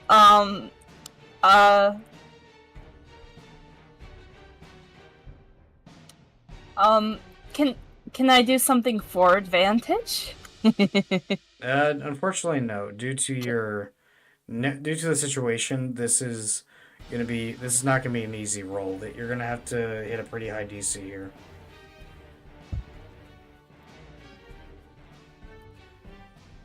I was gonna try to be Rizzy. Well, we'll see. We'll see. What the heck is it? 2d12? 2d12 plus your presence with a minus from a d6. Minus from a d6 plus. I was on the wrong tab. Ooh.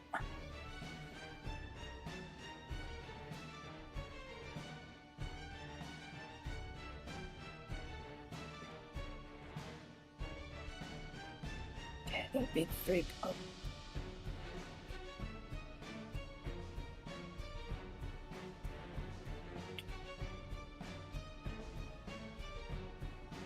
But then that's minus.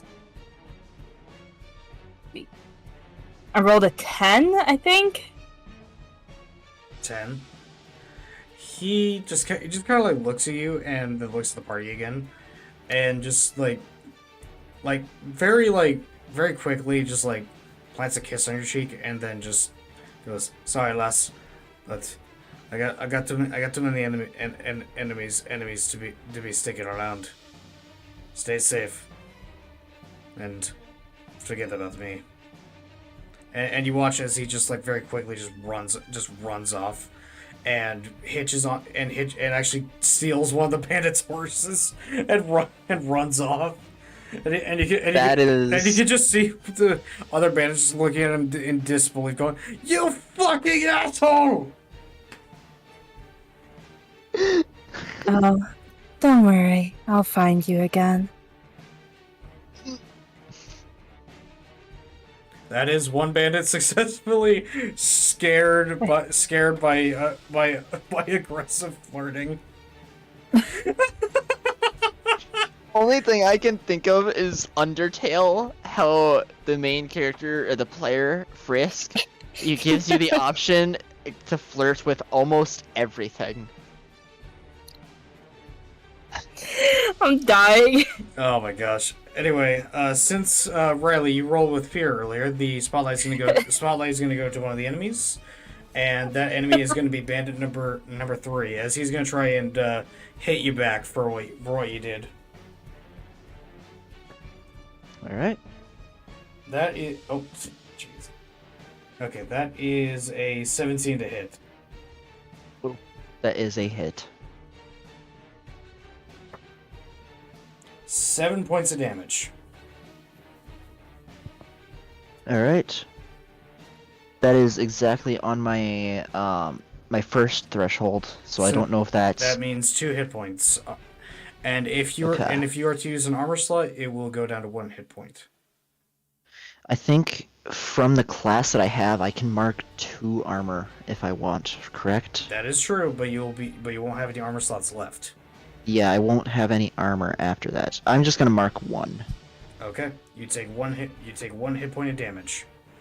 As you're like after you like slash down upon the enemy, the dude seeing an opening, he just immediately just goes for a jab, and manages to get you right in the stomach. Oof.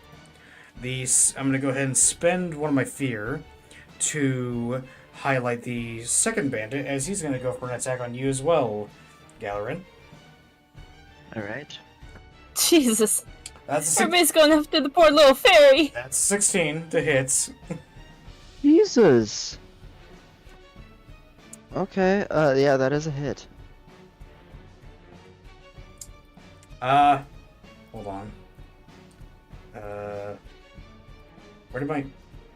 Oh, shit. Did I accidentally close the core rulebook?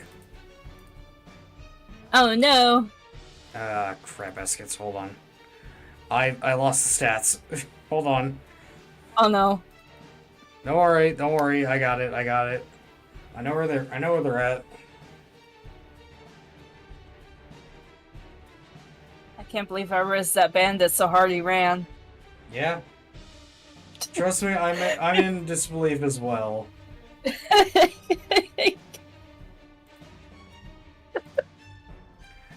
This will certainly be an interesting story to tell later. Yeah. No kidding. The fear boner is real. Oh my gosh. Okay. Yeah. As I thought. That's 2 points of damage. So it's only 1 hit point on the line.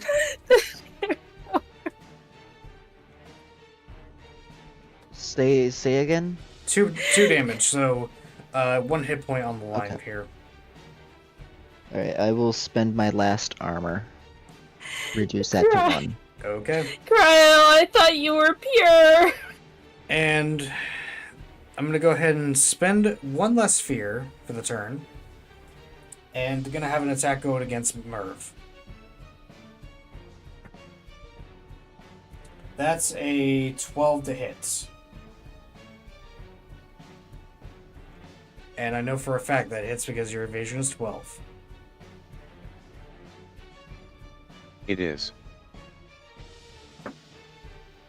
That is okay. That is 7 points of damage. What are your thresholds?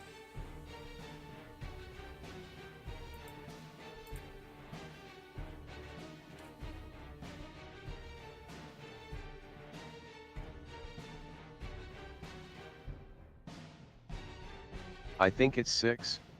Okay. So that would be major damage. Yes, that is 2 hit points on the line.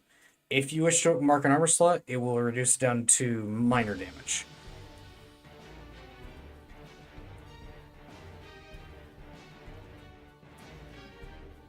Or do you wish to save your armor for now?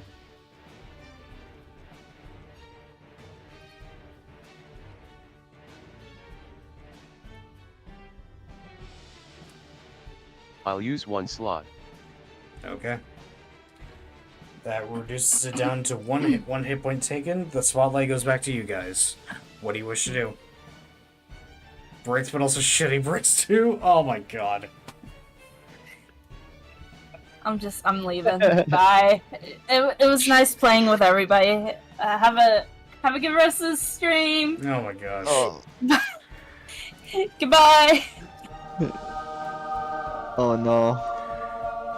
I will say, Bandit number 3 is really low health wise. Point blank blast at the one who stabbed me. All right, go ahead and make your attack since you were last on the since you didn't get your chance last time. Go ahead and make your attack roll. Remember, if you roll doubles, it's a critical hit.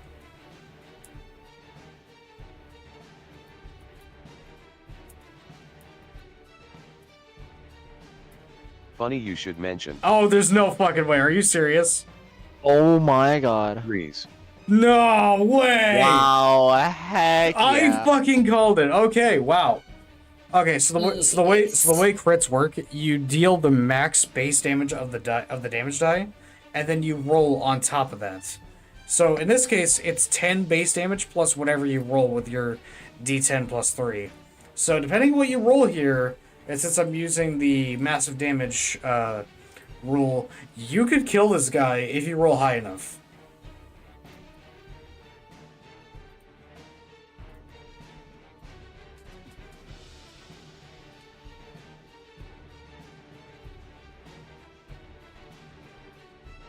Rolling D10.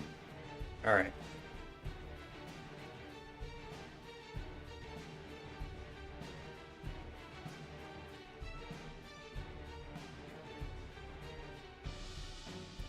Four.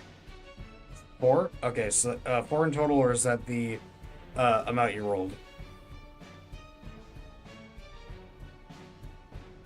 That's the die roll. Okay. So that is 14 points of damage. Okay, 4. Okay, actually, 4 plus. Oh, yeah, also is the plus 3, so that's 17 damage.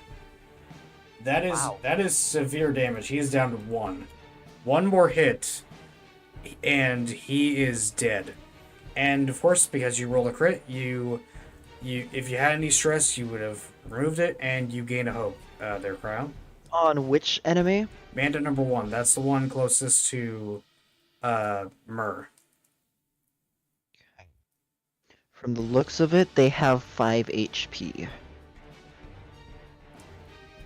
I will neither confirm nor deny. I'm Or at keeping least track. keeping track. I have been keeping track. So far, both Bandit 1 and Bandit 3 have taken 4 damage, whereas Bandit 2 has taken only 1.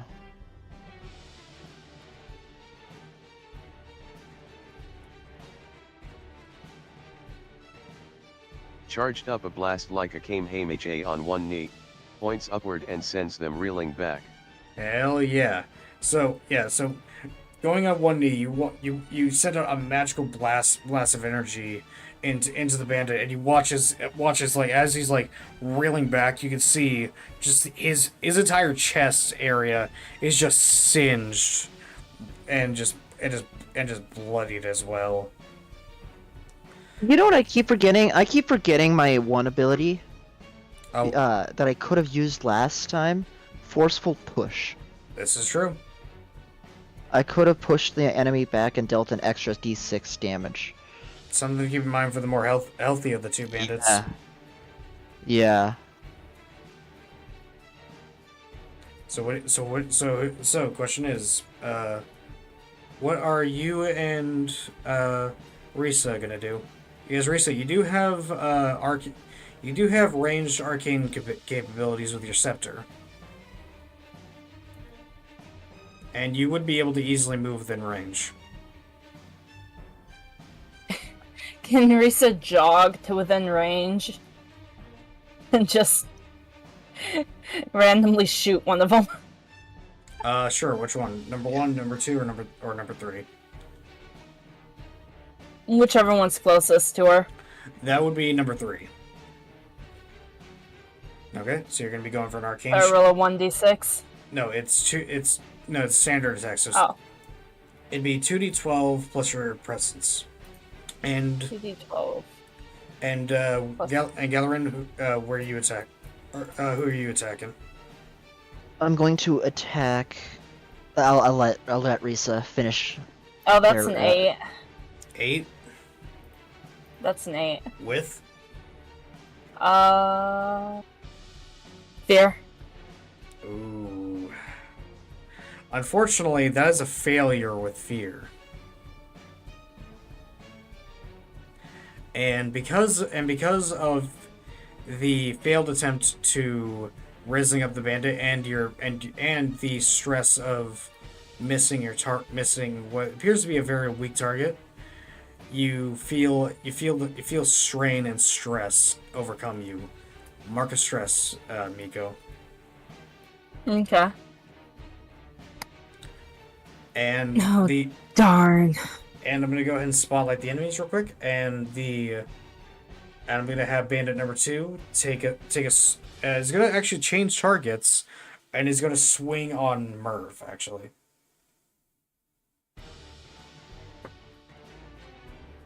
That is a 12 to hit, and ooh, Wow. Same exact rolls as last time. 12 to hit and a 7 for damage. You watch as the bandit like sees his two companions very bloodied, and like instead of like dealing with the fairy with the giant sword, he just kind of like twirls his knife around a bit and goes in for a dashing slash at your leg, Merv. Fucking out. You wish to use an armor slot to reduce the damage? The robot cursed! Yes, might as well. Okay. I honestly didn't expect the bandits to be causing this to be this much of a hassle to deal with. You guys are like honestly, you guys are having like this group is having a harder time with bandits than you guys were with the ogre. Well, to be fair, I had Hansel, Yeah. who is not squishy, and had like a million attacks. Fair enough. Now I have Risa, who is squishy and has like 1 attack. And much more than the Gyank Crystal Snick. True. Well, I mean, technically you have you have access to multiple different attacks. You just didn't take the attacking domain cards. Leave me alone. Anyway, It's for the lore. I know. And to be fair, you did manage to get one of the enemies to leave. By aggressively raising him up. Yep. So, I'm gonna go ahead and pass the spotlight back to you guys. like True Evil Sid said, bricked but also shitting bricks. So, what do you get? When you have a yandere girlfriend. Oh my god. I live that reality.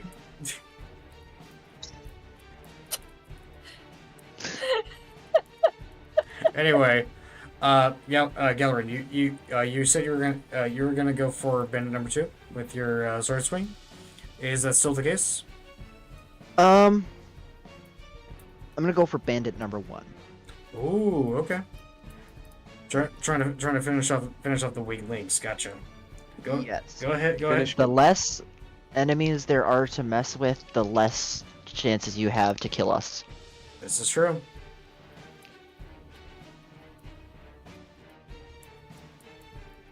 Ooh.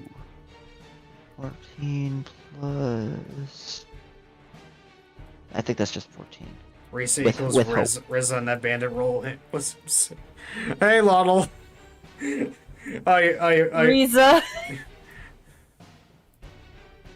Risa, the great Riza. Oh my gosh. I think that's 14 with hope for... I don't... Do I need to add anything to that? Should I be adding strength to these rolls? Yes, yeah. So that is a 16 with hope. Yeah, you add your strength modifier and your proficiency modifier, which is a +1. So, that is 16. That with hope, that is. Oh, with proficiency as well. Does it? Does it? Yeah. So that's Yeah, that's a 17. Okay. 17. Ooh. Yeah. Okay. Yeah. So how do you kill him? Cause yeah, you got him. Like Yeah. like he's at the point where like even just like a glancing blow is gonna finish him off.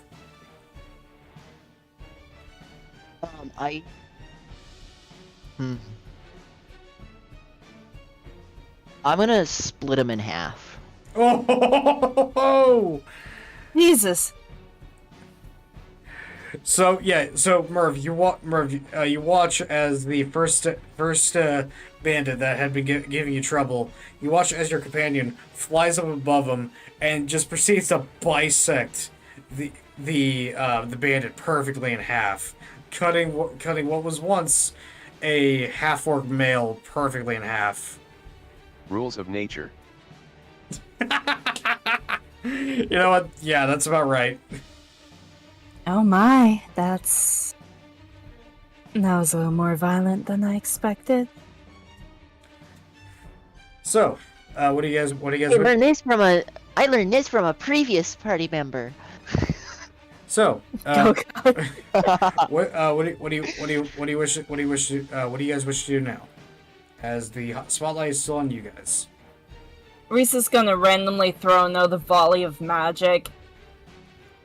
Okay, at which one? You got the one that's about to die and the one that's still pretty healthy. The one that's still pretty healthy. Okay, go ahead and make your attack roll. So remember, it's 2d12 plus presence plus 1. So it's 2d12 plus 3.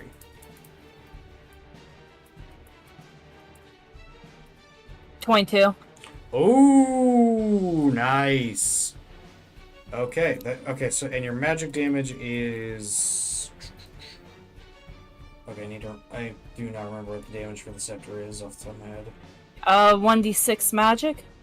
1d6 plus.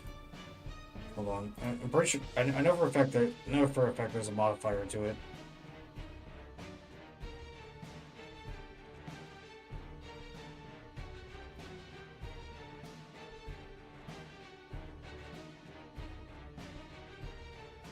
No modifier. Weird.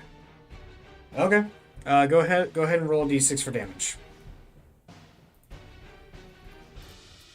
5. 5. Oh, wrong sheet. God, I closed the wrong thing. God damn it. I'm having a time today. I keep accidentally closing the tab that has the core rule book. Oh god.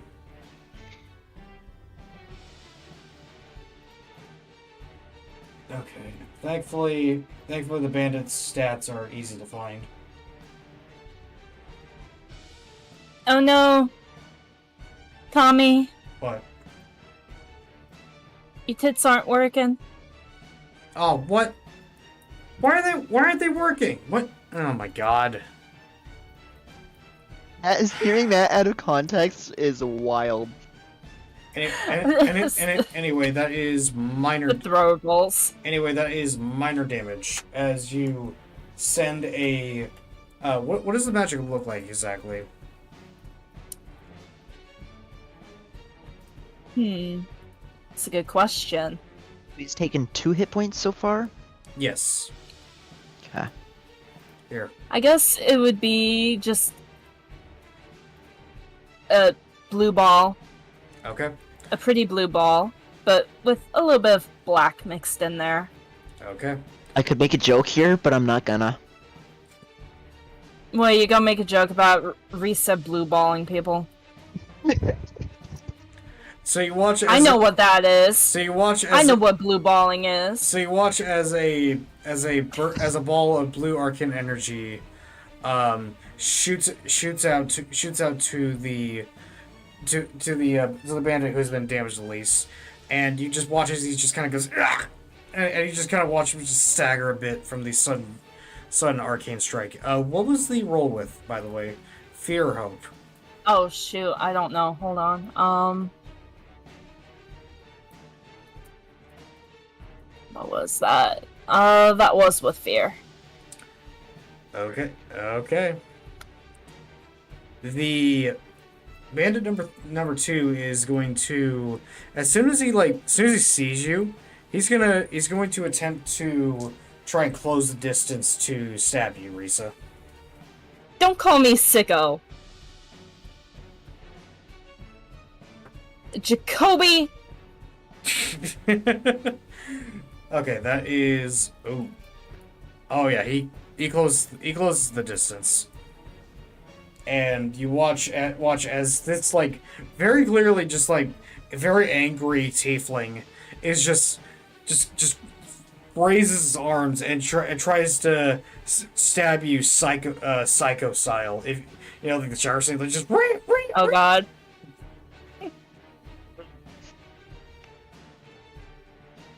Oh god. I'm going No, Model! I'm going to ignore that.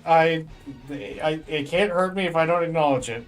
That's Risa, Oh. the Rizzler, Fizzler, Oh. Bo Bizzler, Banana Nana Fo Fizzler, Fee Fi Fo Fizzler, Rizzler.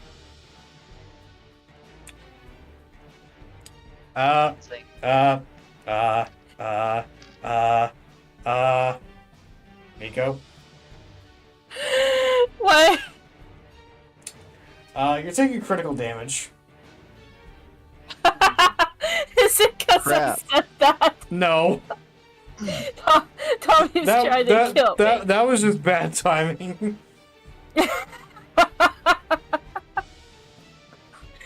Lottle, you killed me! Lottle! What's your damage threshold? Minor damage is 6, major damage is 12? You're lucky because I rolled an 11.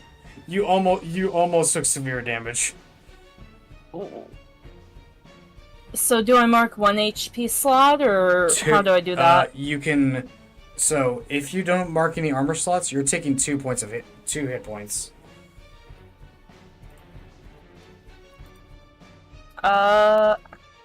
What does marking an armor slot do? It reduces the damage by a threshold. So instead of taking 2, you'll take 1. Which considering you only got 5 hit points, you might want to do that. Okay, I'll mark an armor slot and 1 HP slot. Okay, you take 1 hit point of damage as the knife just like perfectly impacts you right in the shoulder and goes down just a bit of your chest, and you can just see him just kind of this manic eye, just with a large grin.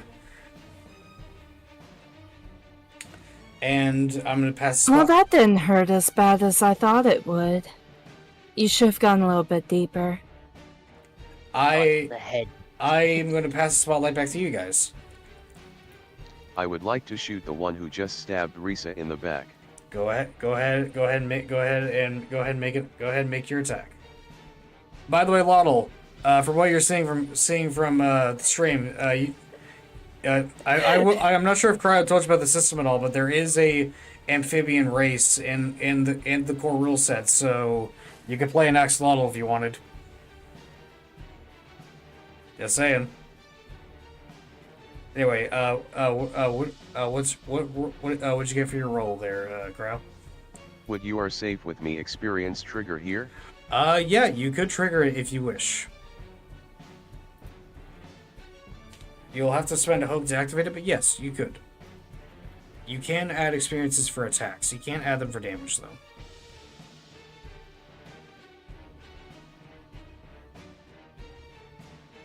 That is the neat thing about experiences. They're very versatile.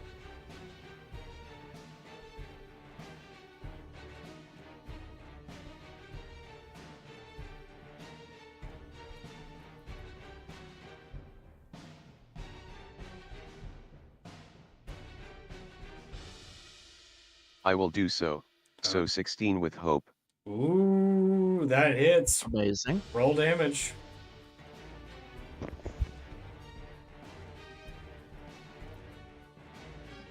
Depending on what you roll here, you could kill him here. Or at the very least get him in death range. We need major damage on this guy here. Or severe, possibly. Or yeah, that's what it is, severe. We need I severe believe damage that to is a 10. If the 0 on a d10 counts as a 10. Yes, that's what it means. So that's 13 damage. Ooh. Yes, besties. Okay. Let's go. Unfortunately, that is just below the severe threshold. However, that is major damage. He is down to 1.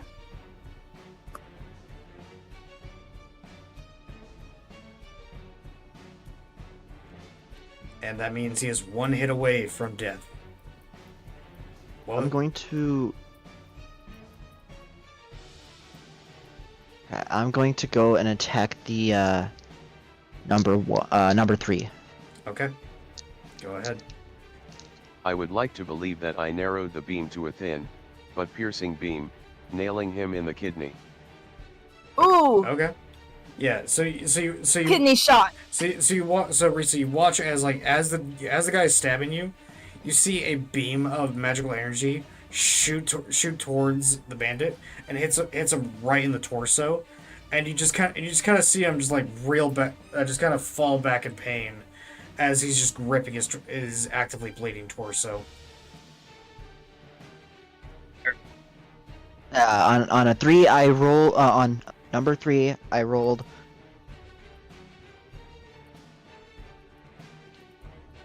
17, 19, 20 plus 3, 23. 23 23 With? to hit with hope. Ooh, you got him. How do you finish him off?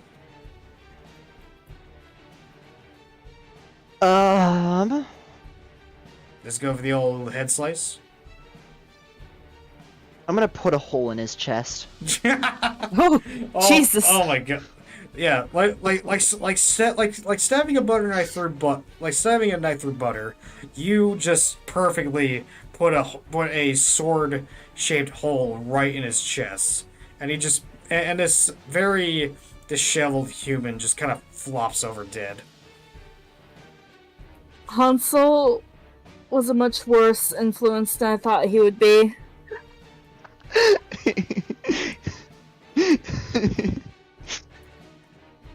And that leaves the one that is currently right in front of you, Risa. Do you wish to try and finish him off? Is he currently laying on the ground? Hold on. Let me roll for that. And I'm gonna do so with disadvantage.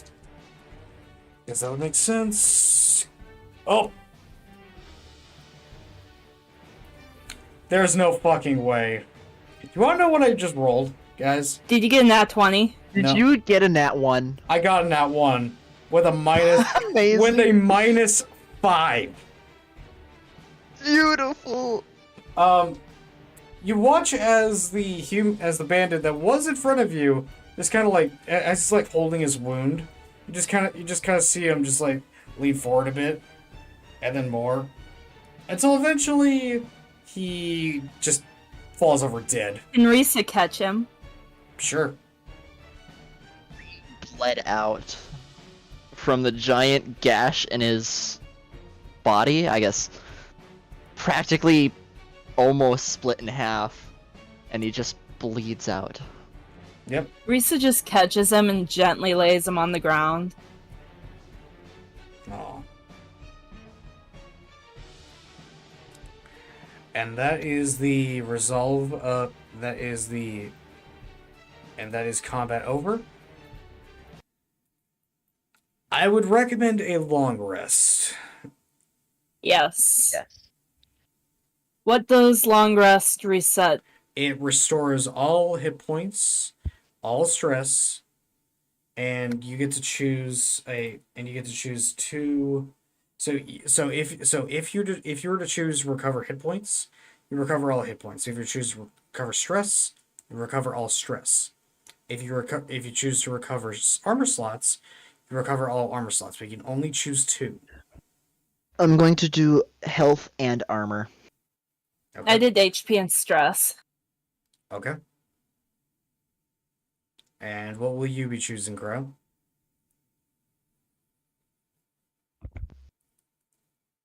Because remember, you can only choose two options.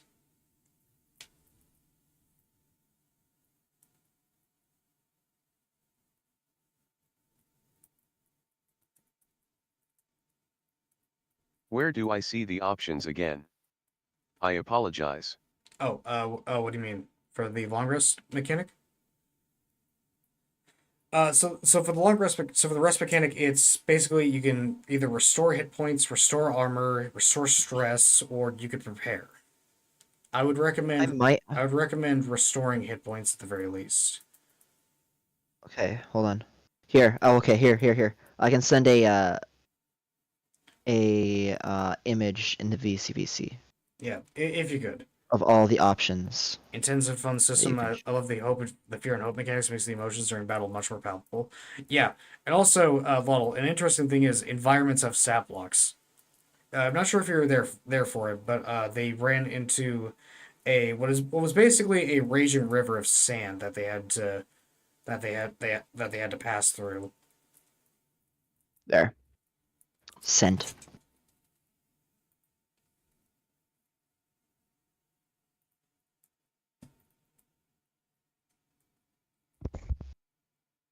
AHH, gotcha. I will restore hit points and armor. Okay.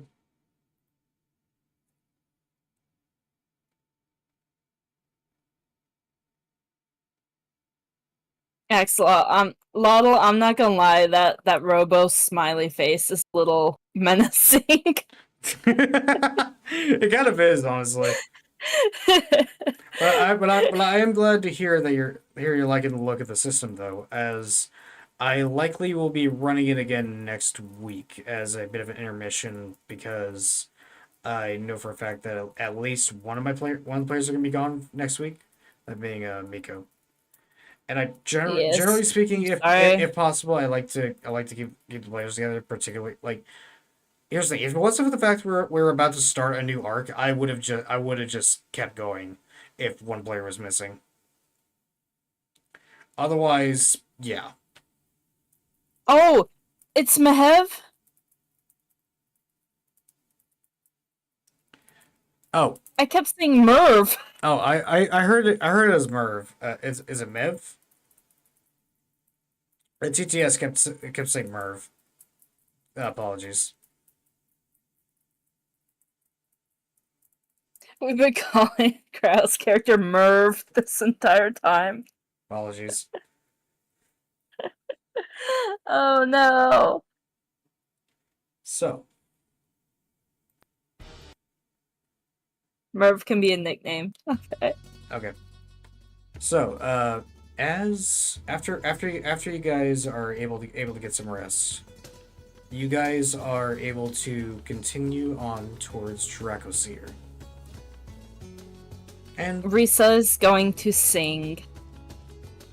okay, roll me. Roll perform. Roll me. Go ahead and roll for perform with advantage. This time.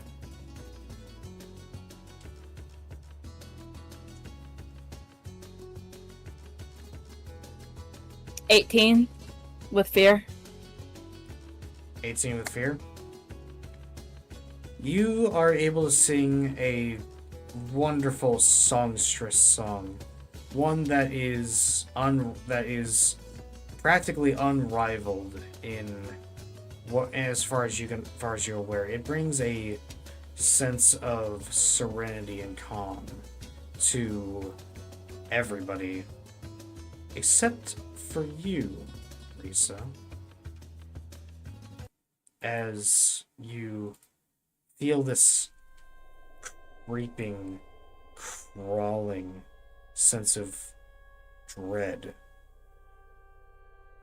as you just feel uneasy in your own skin for a moment. And flashes of different memories just kind of briefly flash in your mind for a moment. And your very vision becomes a bit blurry for a moment as you feel yourself just entranced in the moment of singing.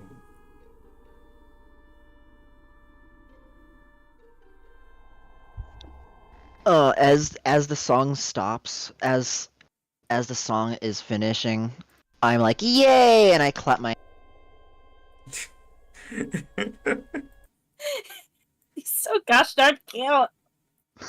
Oh my god, I want to squish him, but I want to punt him at the same time. You have a beautiful voice, Signorina. Well, thank you, handsome. Oi. I'm your I'm your employer. All right, don't get it twisted. Well, Well, handsome can be used platonically too, you know. I Wait, continue the song, this one. This one may remember. This one remembers. Disregard. This one remembers nothing. you're okay there, machine?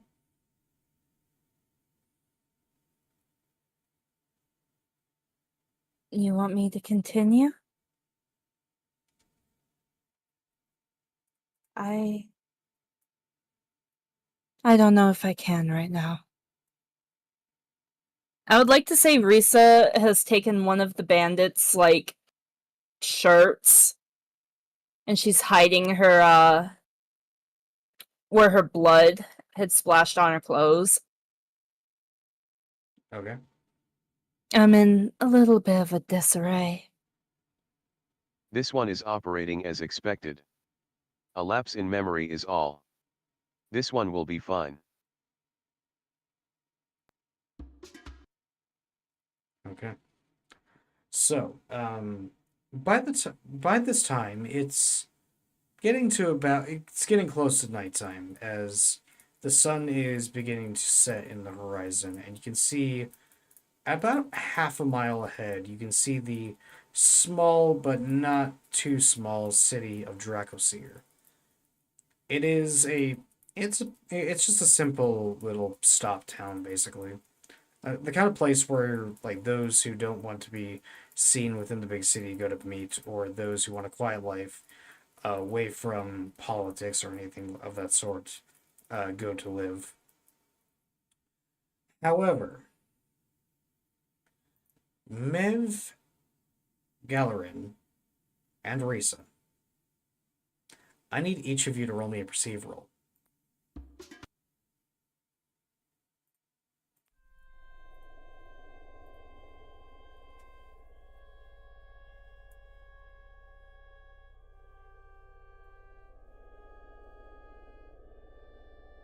I'm rolling 11 with fear.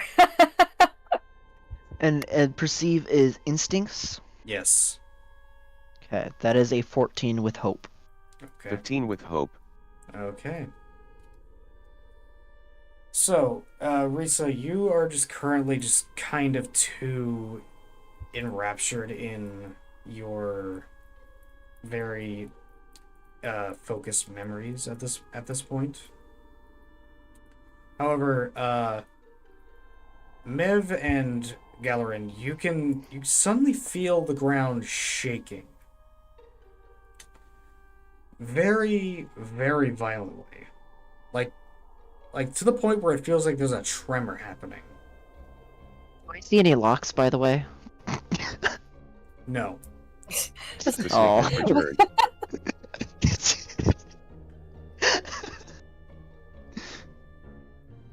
And I'm gonna go ahead and you feel the ground kind of like shaking suddenly very rapidly. Like it feels like there's a tremor happening localized within this area, and you can hear the sound of scuttling and just the sound of just like the dirt being dug apart.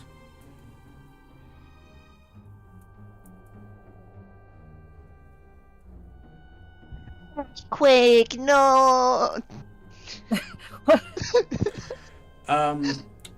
However, you though, Mev, you're able to tell immediately this isn't an earthquake. This is something under the ground. There is something trying to get to the cart.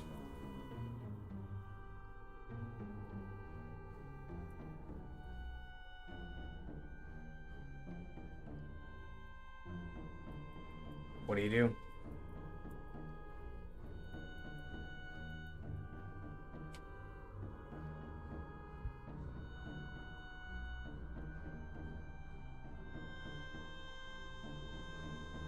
So Risa doesn't notice any of this, right? Yeah, at this point you're just kind of like too lost in your own self to immediately notice what's happening.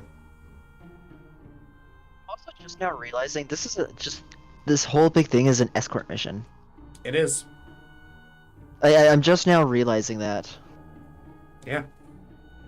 It's We discussed it at the beginning of the session. This is like the I know we did. epitome of the meme. Just like, wait, it's an escort mission. Always has been. I know that's what we were saying this at the beginning, but I was a little bit distracted at the beginning because my mom kept distracting me. It's literally what the NPC said was that it was an escort mission. I know. And that's the wonderful. That's the wonder of having a wonderful DM and masterful storytelling. Oh, hey, come on! I'm not that great. Come on. Yeah. Leave. Leave. Asterisk Murph grabs Risa by the scruff and begins to jump off the cart. The voice is as alert as a TTS can be. Employer, grab what you can and move. Okay. Diego, like not needing any extra reason to leave, he grabs the bag of pelts and his whatever coin he can, and just leaps off of the cart. I'm assuming Galerin, you're gonna be just flying the hell out of there. Yeah, pretty much. Just darting away. So you watch as you guys exit the cart, you see what would have been where you guys were suddenly covered in a lot of green boiling acid. And a gigantic purple claw just scything and grabbing at the cart, dragging it down to the ground. The horses are gone. They're leaving. Like as soon as the acid hits the front area, they immediately detach and just bolt.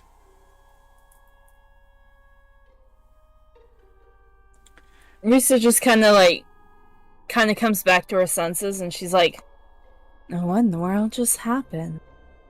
See the horses leave, and I'm like, "Bye, horsies." Not good. Not good. Not good. Chai Hewlett, May his passing cleanse the world. And as the claw impacts the cart, you can see that in the ground, from the ground itself, you can see what appears to be a horse-sized creature. And mind you, I'm not talking like your standard horse. I'm talking the real fucking big ones. The ones that look like they could fight a moose. And you can see the ground begin to quake a bit as this Clydesdale. that one. Clydesdales. Yeah. So as this large insect, serpentine insect, climbs out of the sand, and it's just kind of like shaking itself free of the sand, and yeah. So and you can see that this thing has about, let's see, 1, 2, 3, has about 8 limbs, and has a large serpentine body, kind of similar to like centipedes, but it has a much more like flowy, lashy type look to it, with a set of 4 eyes and a set of 4 mandibles that split open and close together like scissors, with rows of teeth behind the mandibles, chittering and undulating, with acid clearly dripping from its mandibles. This one does not believe that is friend-shaped. No, that's an acid borer. It's an acid borer. That's not good. Not good. Risa tried to intimidate it. I'm having so much fun. Instead of trying to tame stuff this go around, just try to scare it all away. Roll presence with Laugh if you. roll presence with disadvantage. This thing I'm going to laugh if you crit this. This thing is hungry. I'm pretty sure this is the final boss. So, presence disadvantage would be a d6.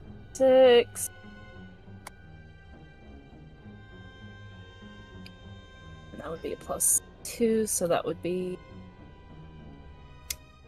math. Gotta do some addition. Rolled a 9 with hope. Unfortunately, it is not intimidated by your presence at all. Even as you try and like do the trick you did earlier with the glass snake, it just looks at you and just kind of like turns its head ever so slightly to the right, and then ever so slightly to the left, and just kind of goes and it is going to prepare to charge at you guys. So the question is, Is there a hole where it once was, or where the cart was? yes, How deep is the hole? about 4 feet.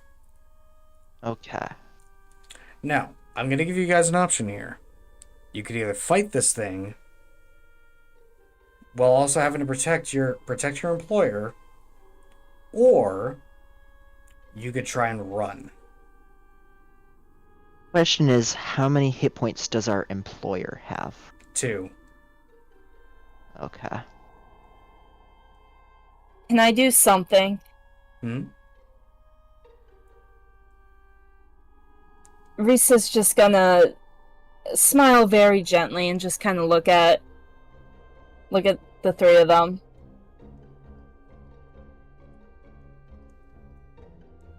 I think the 3 of you should get moving. Oh. Diego looks at you, Risa, and goes, What the hell are you saying? There's no need to worry. I won't be long. So you should get going. Are you... Hold on. Are you Message me... doing what? Message... DM me. DM me, Miko. Tell me what you intend to do.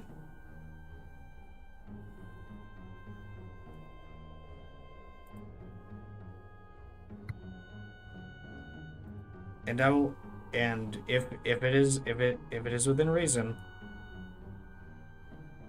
depending on what happens. We do decide to fight this thing.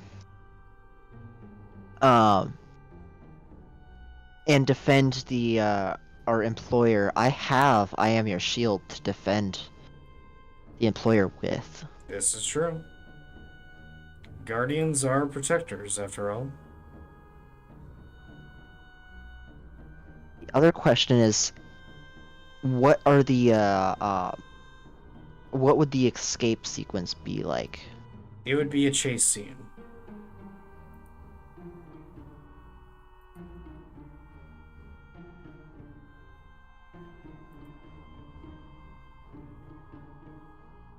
And if it catches up with you, then it will go to a fight. But if you escape, you avoid the fight altogether. I think the best choice is, either way, if we engage the fight now, we're missing out on the escape sequence and the chance of not fighting. But if we do the escape sequence and it still catches up to us, either way, we're still going to get that fight. So we're really not missing out on much if we decide to just do a run sequence. I will... We either fight now, or fight tired.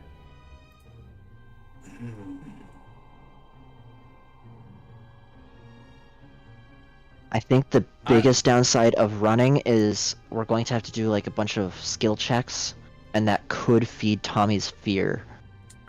So, Miko, considering that you had tried to intimidate this thing before, I would recommend, using one of your experiences, because you will have... I will allow you to try. For the sake of narrative.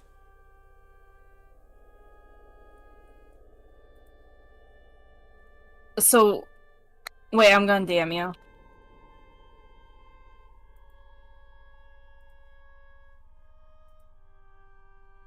Hold on. Because if I use one of the experiences while using those two, It would be... those two are advantage. Well, here's the thing. You only get one advantage. The token gives you advantage. The Deft Deceiver gives... Okay, so you can't stack the advantage. Oh, what? Wait, no, tokens give you a bonus. Yeah, Okay. They give you a bonus. They give you a +1 bonus. The Deft Deceiver gives you the advantage. And... So I can roll an advantage plus a bonus. Yes. Because I can't stack advantages. Okay. I will allow you... Well, advantages... But I will mention... There will be a risk here. If you decide to try and intimidate this thing again, it will go straight to combat. There will be no option of escape.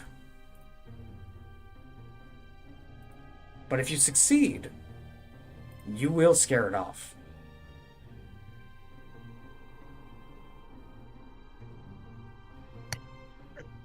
So, am I able to help with this? You could. You'll have to spend 2 hope. You'll have to spend 2 hope to do so. But yes, you could help with this.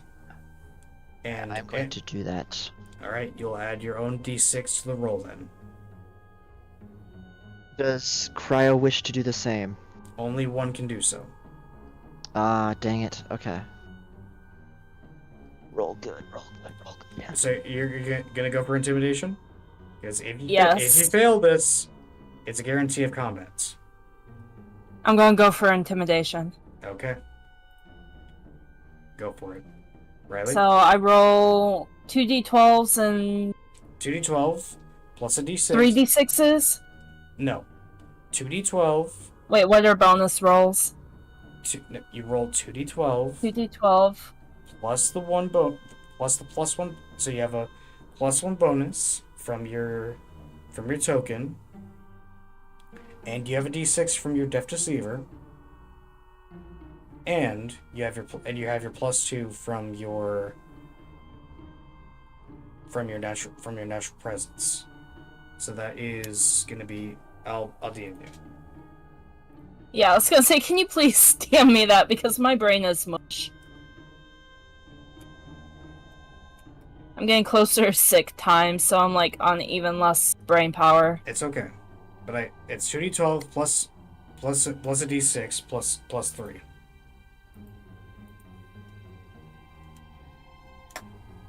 Plus a d6 plus 3. And also you have a bonus from Briley as well for Galerin trying to help Galerin helping you. You have a. I just rolled. You have a +3 bonus from me. Okay. Okay. So 2d12, 1d6, plus 6.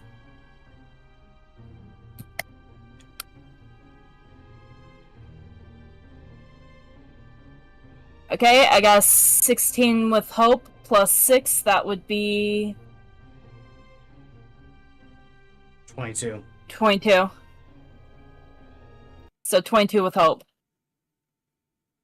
How do you wish to do this? You got it. Oh. You got the DC exactly. It was 22. Wow. If I hadn't helped Nice! there, that would have. Can Risa cover Gowron's eyes? And because she doesn't want him seeing, and she figures the other two are far enough away. Because they're kind of like behind her a little ways, right? For the sake of narrative, I'll say so. Okay. I'm gonna say probably the only thing that those two can really see, and Gowron can see nothing because he is now blinded. Sorry, Riley. I'm completely blinded. Would you like to be squished instead? You could be blinded that way. Nah. I'm sorry. I'm sorry. Anyway. Sorry. What is the Gowron is being bullied. what is the acid per see?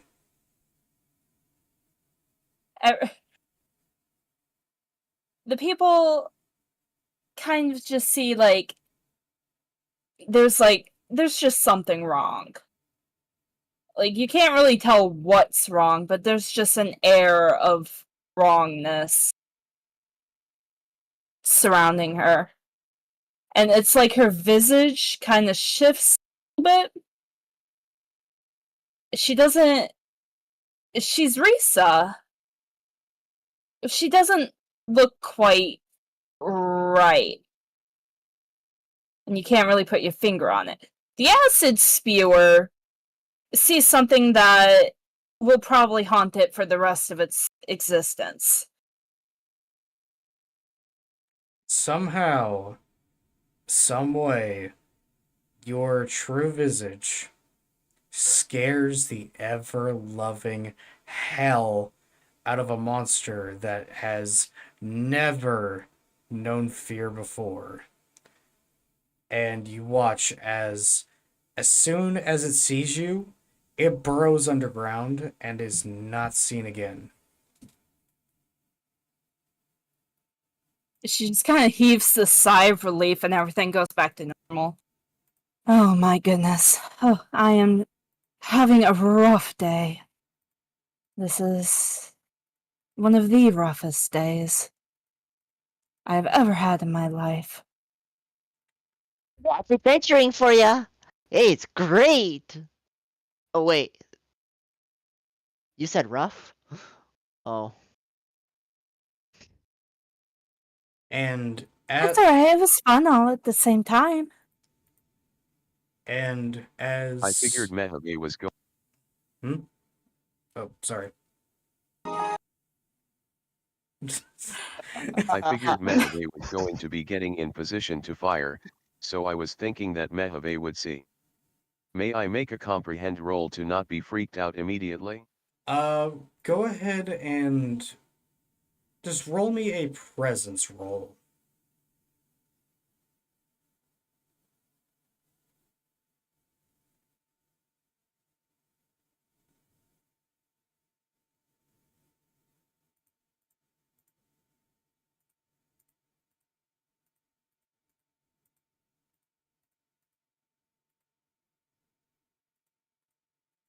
"16 with hope." Oh, jeez. You are not frightened.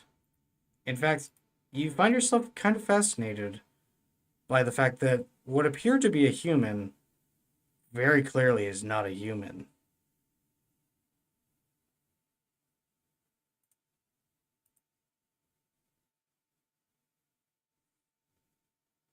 Risa feels like one of those characters that's like oh, super sweet mother type character, but don't ever piss her off. I mean, that's how she is, actually. that is Risa. She just kind of puts Gowron down, and she's like, "Now then, where were we?" Onto Dracosia then. And as you guys arrive at the city of Dracosia, each of you receive 2 bags of gold. And I am starving. and after a long day of adventuring, the group ends the day celebrating their exploits, using some of their gold to buy themselves lodging at the local tavern, and Diego buys himself quite a few drinks. Others buy meals. So I assume Risa would stay away from alcohol. Yeah, Risa doesn't do alcohol, but she is gonna clear like a bunch of plates of food. Okay. Like you just see like 20 plates stacked up next to her while she's eating. Yeah, I was just say if it's on out, that would actually be about a bag of gold. She's hungry. You know what? I mean, I it makes sense. It makes sense. I don't think Galerin would be into alcohol either. Fair enough. But as you guys finish up the day and your spend your night at the local tavern, that is where we're going to be ending our session. And this Yay! episode. Mehebe has a small plate. Oh, Oh, sorry. Oh, were you gonna say, Crow? Mehebe has a small plate of meat for the fox squirrel, and nothing really for himself. Asterisk puts hand on Risa's shoulder. This one thanks you. This one was prepared to fall in protection of those here. This one will say nothing more, unless you wish it. Aw. nothing more about what?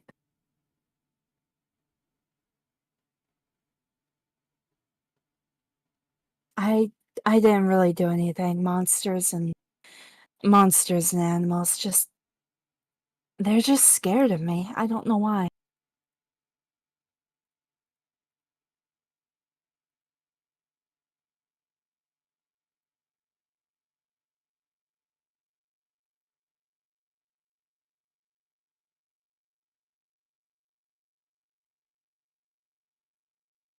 I feel like I feel like my character is one of those characters that they tried alcohol before but got so drunk so fast because of how small they are. You know what? That makes sense. Asterisk head turns to focus on the fox squirrel as said, it seems a process you do not wish to share. This one has no fear of this, but understands if you do, or do not, wish to share. I I appreciate it, but I really have no idea what you're talking about.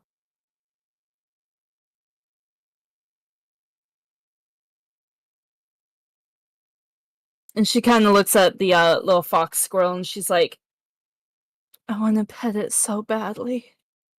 So cute. It's so cute.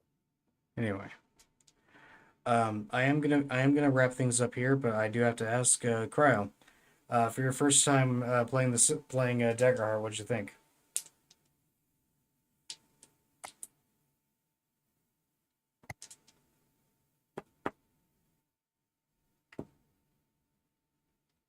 I'd gladly do this again. Well, I'm glad because I do want to do another Daggerheart session as a bit of an intermission, since That was fun.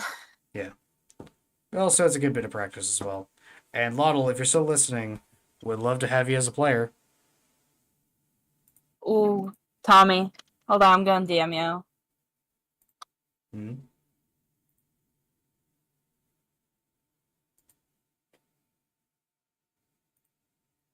Really like I like the system for Daggerheart. This is fun. If you wish to.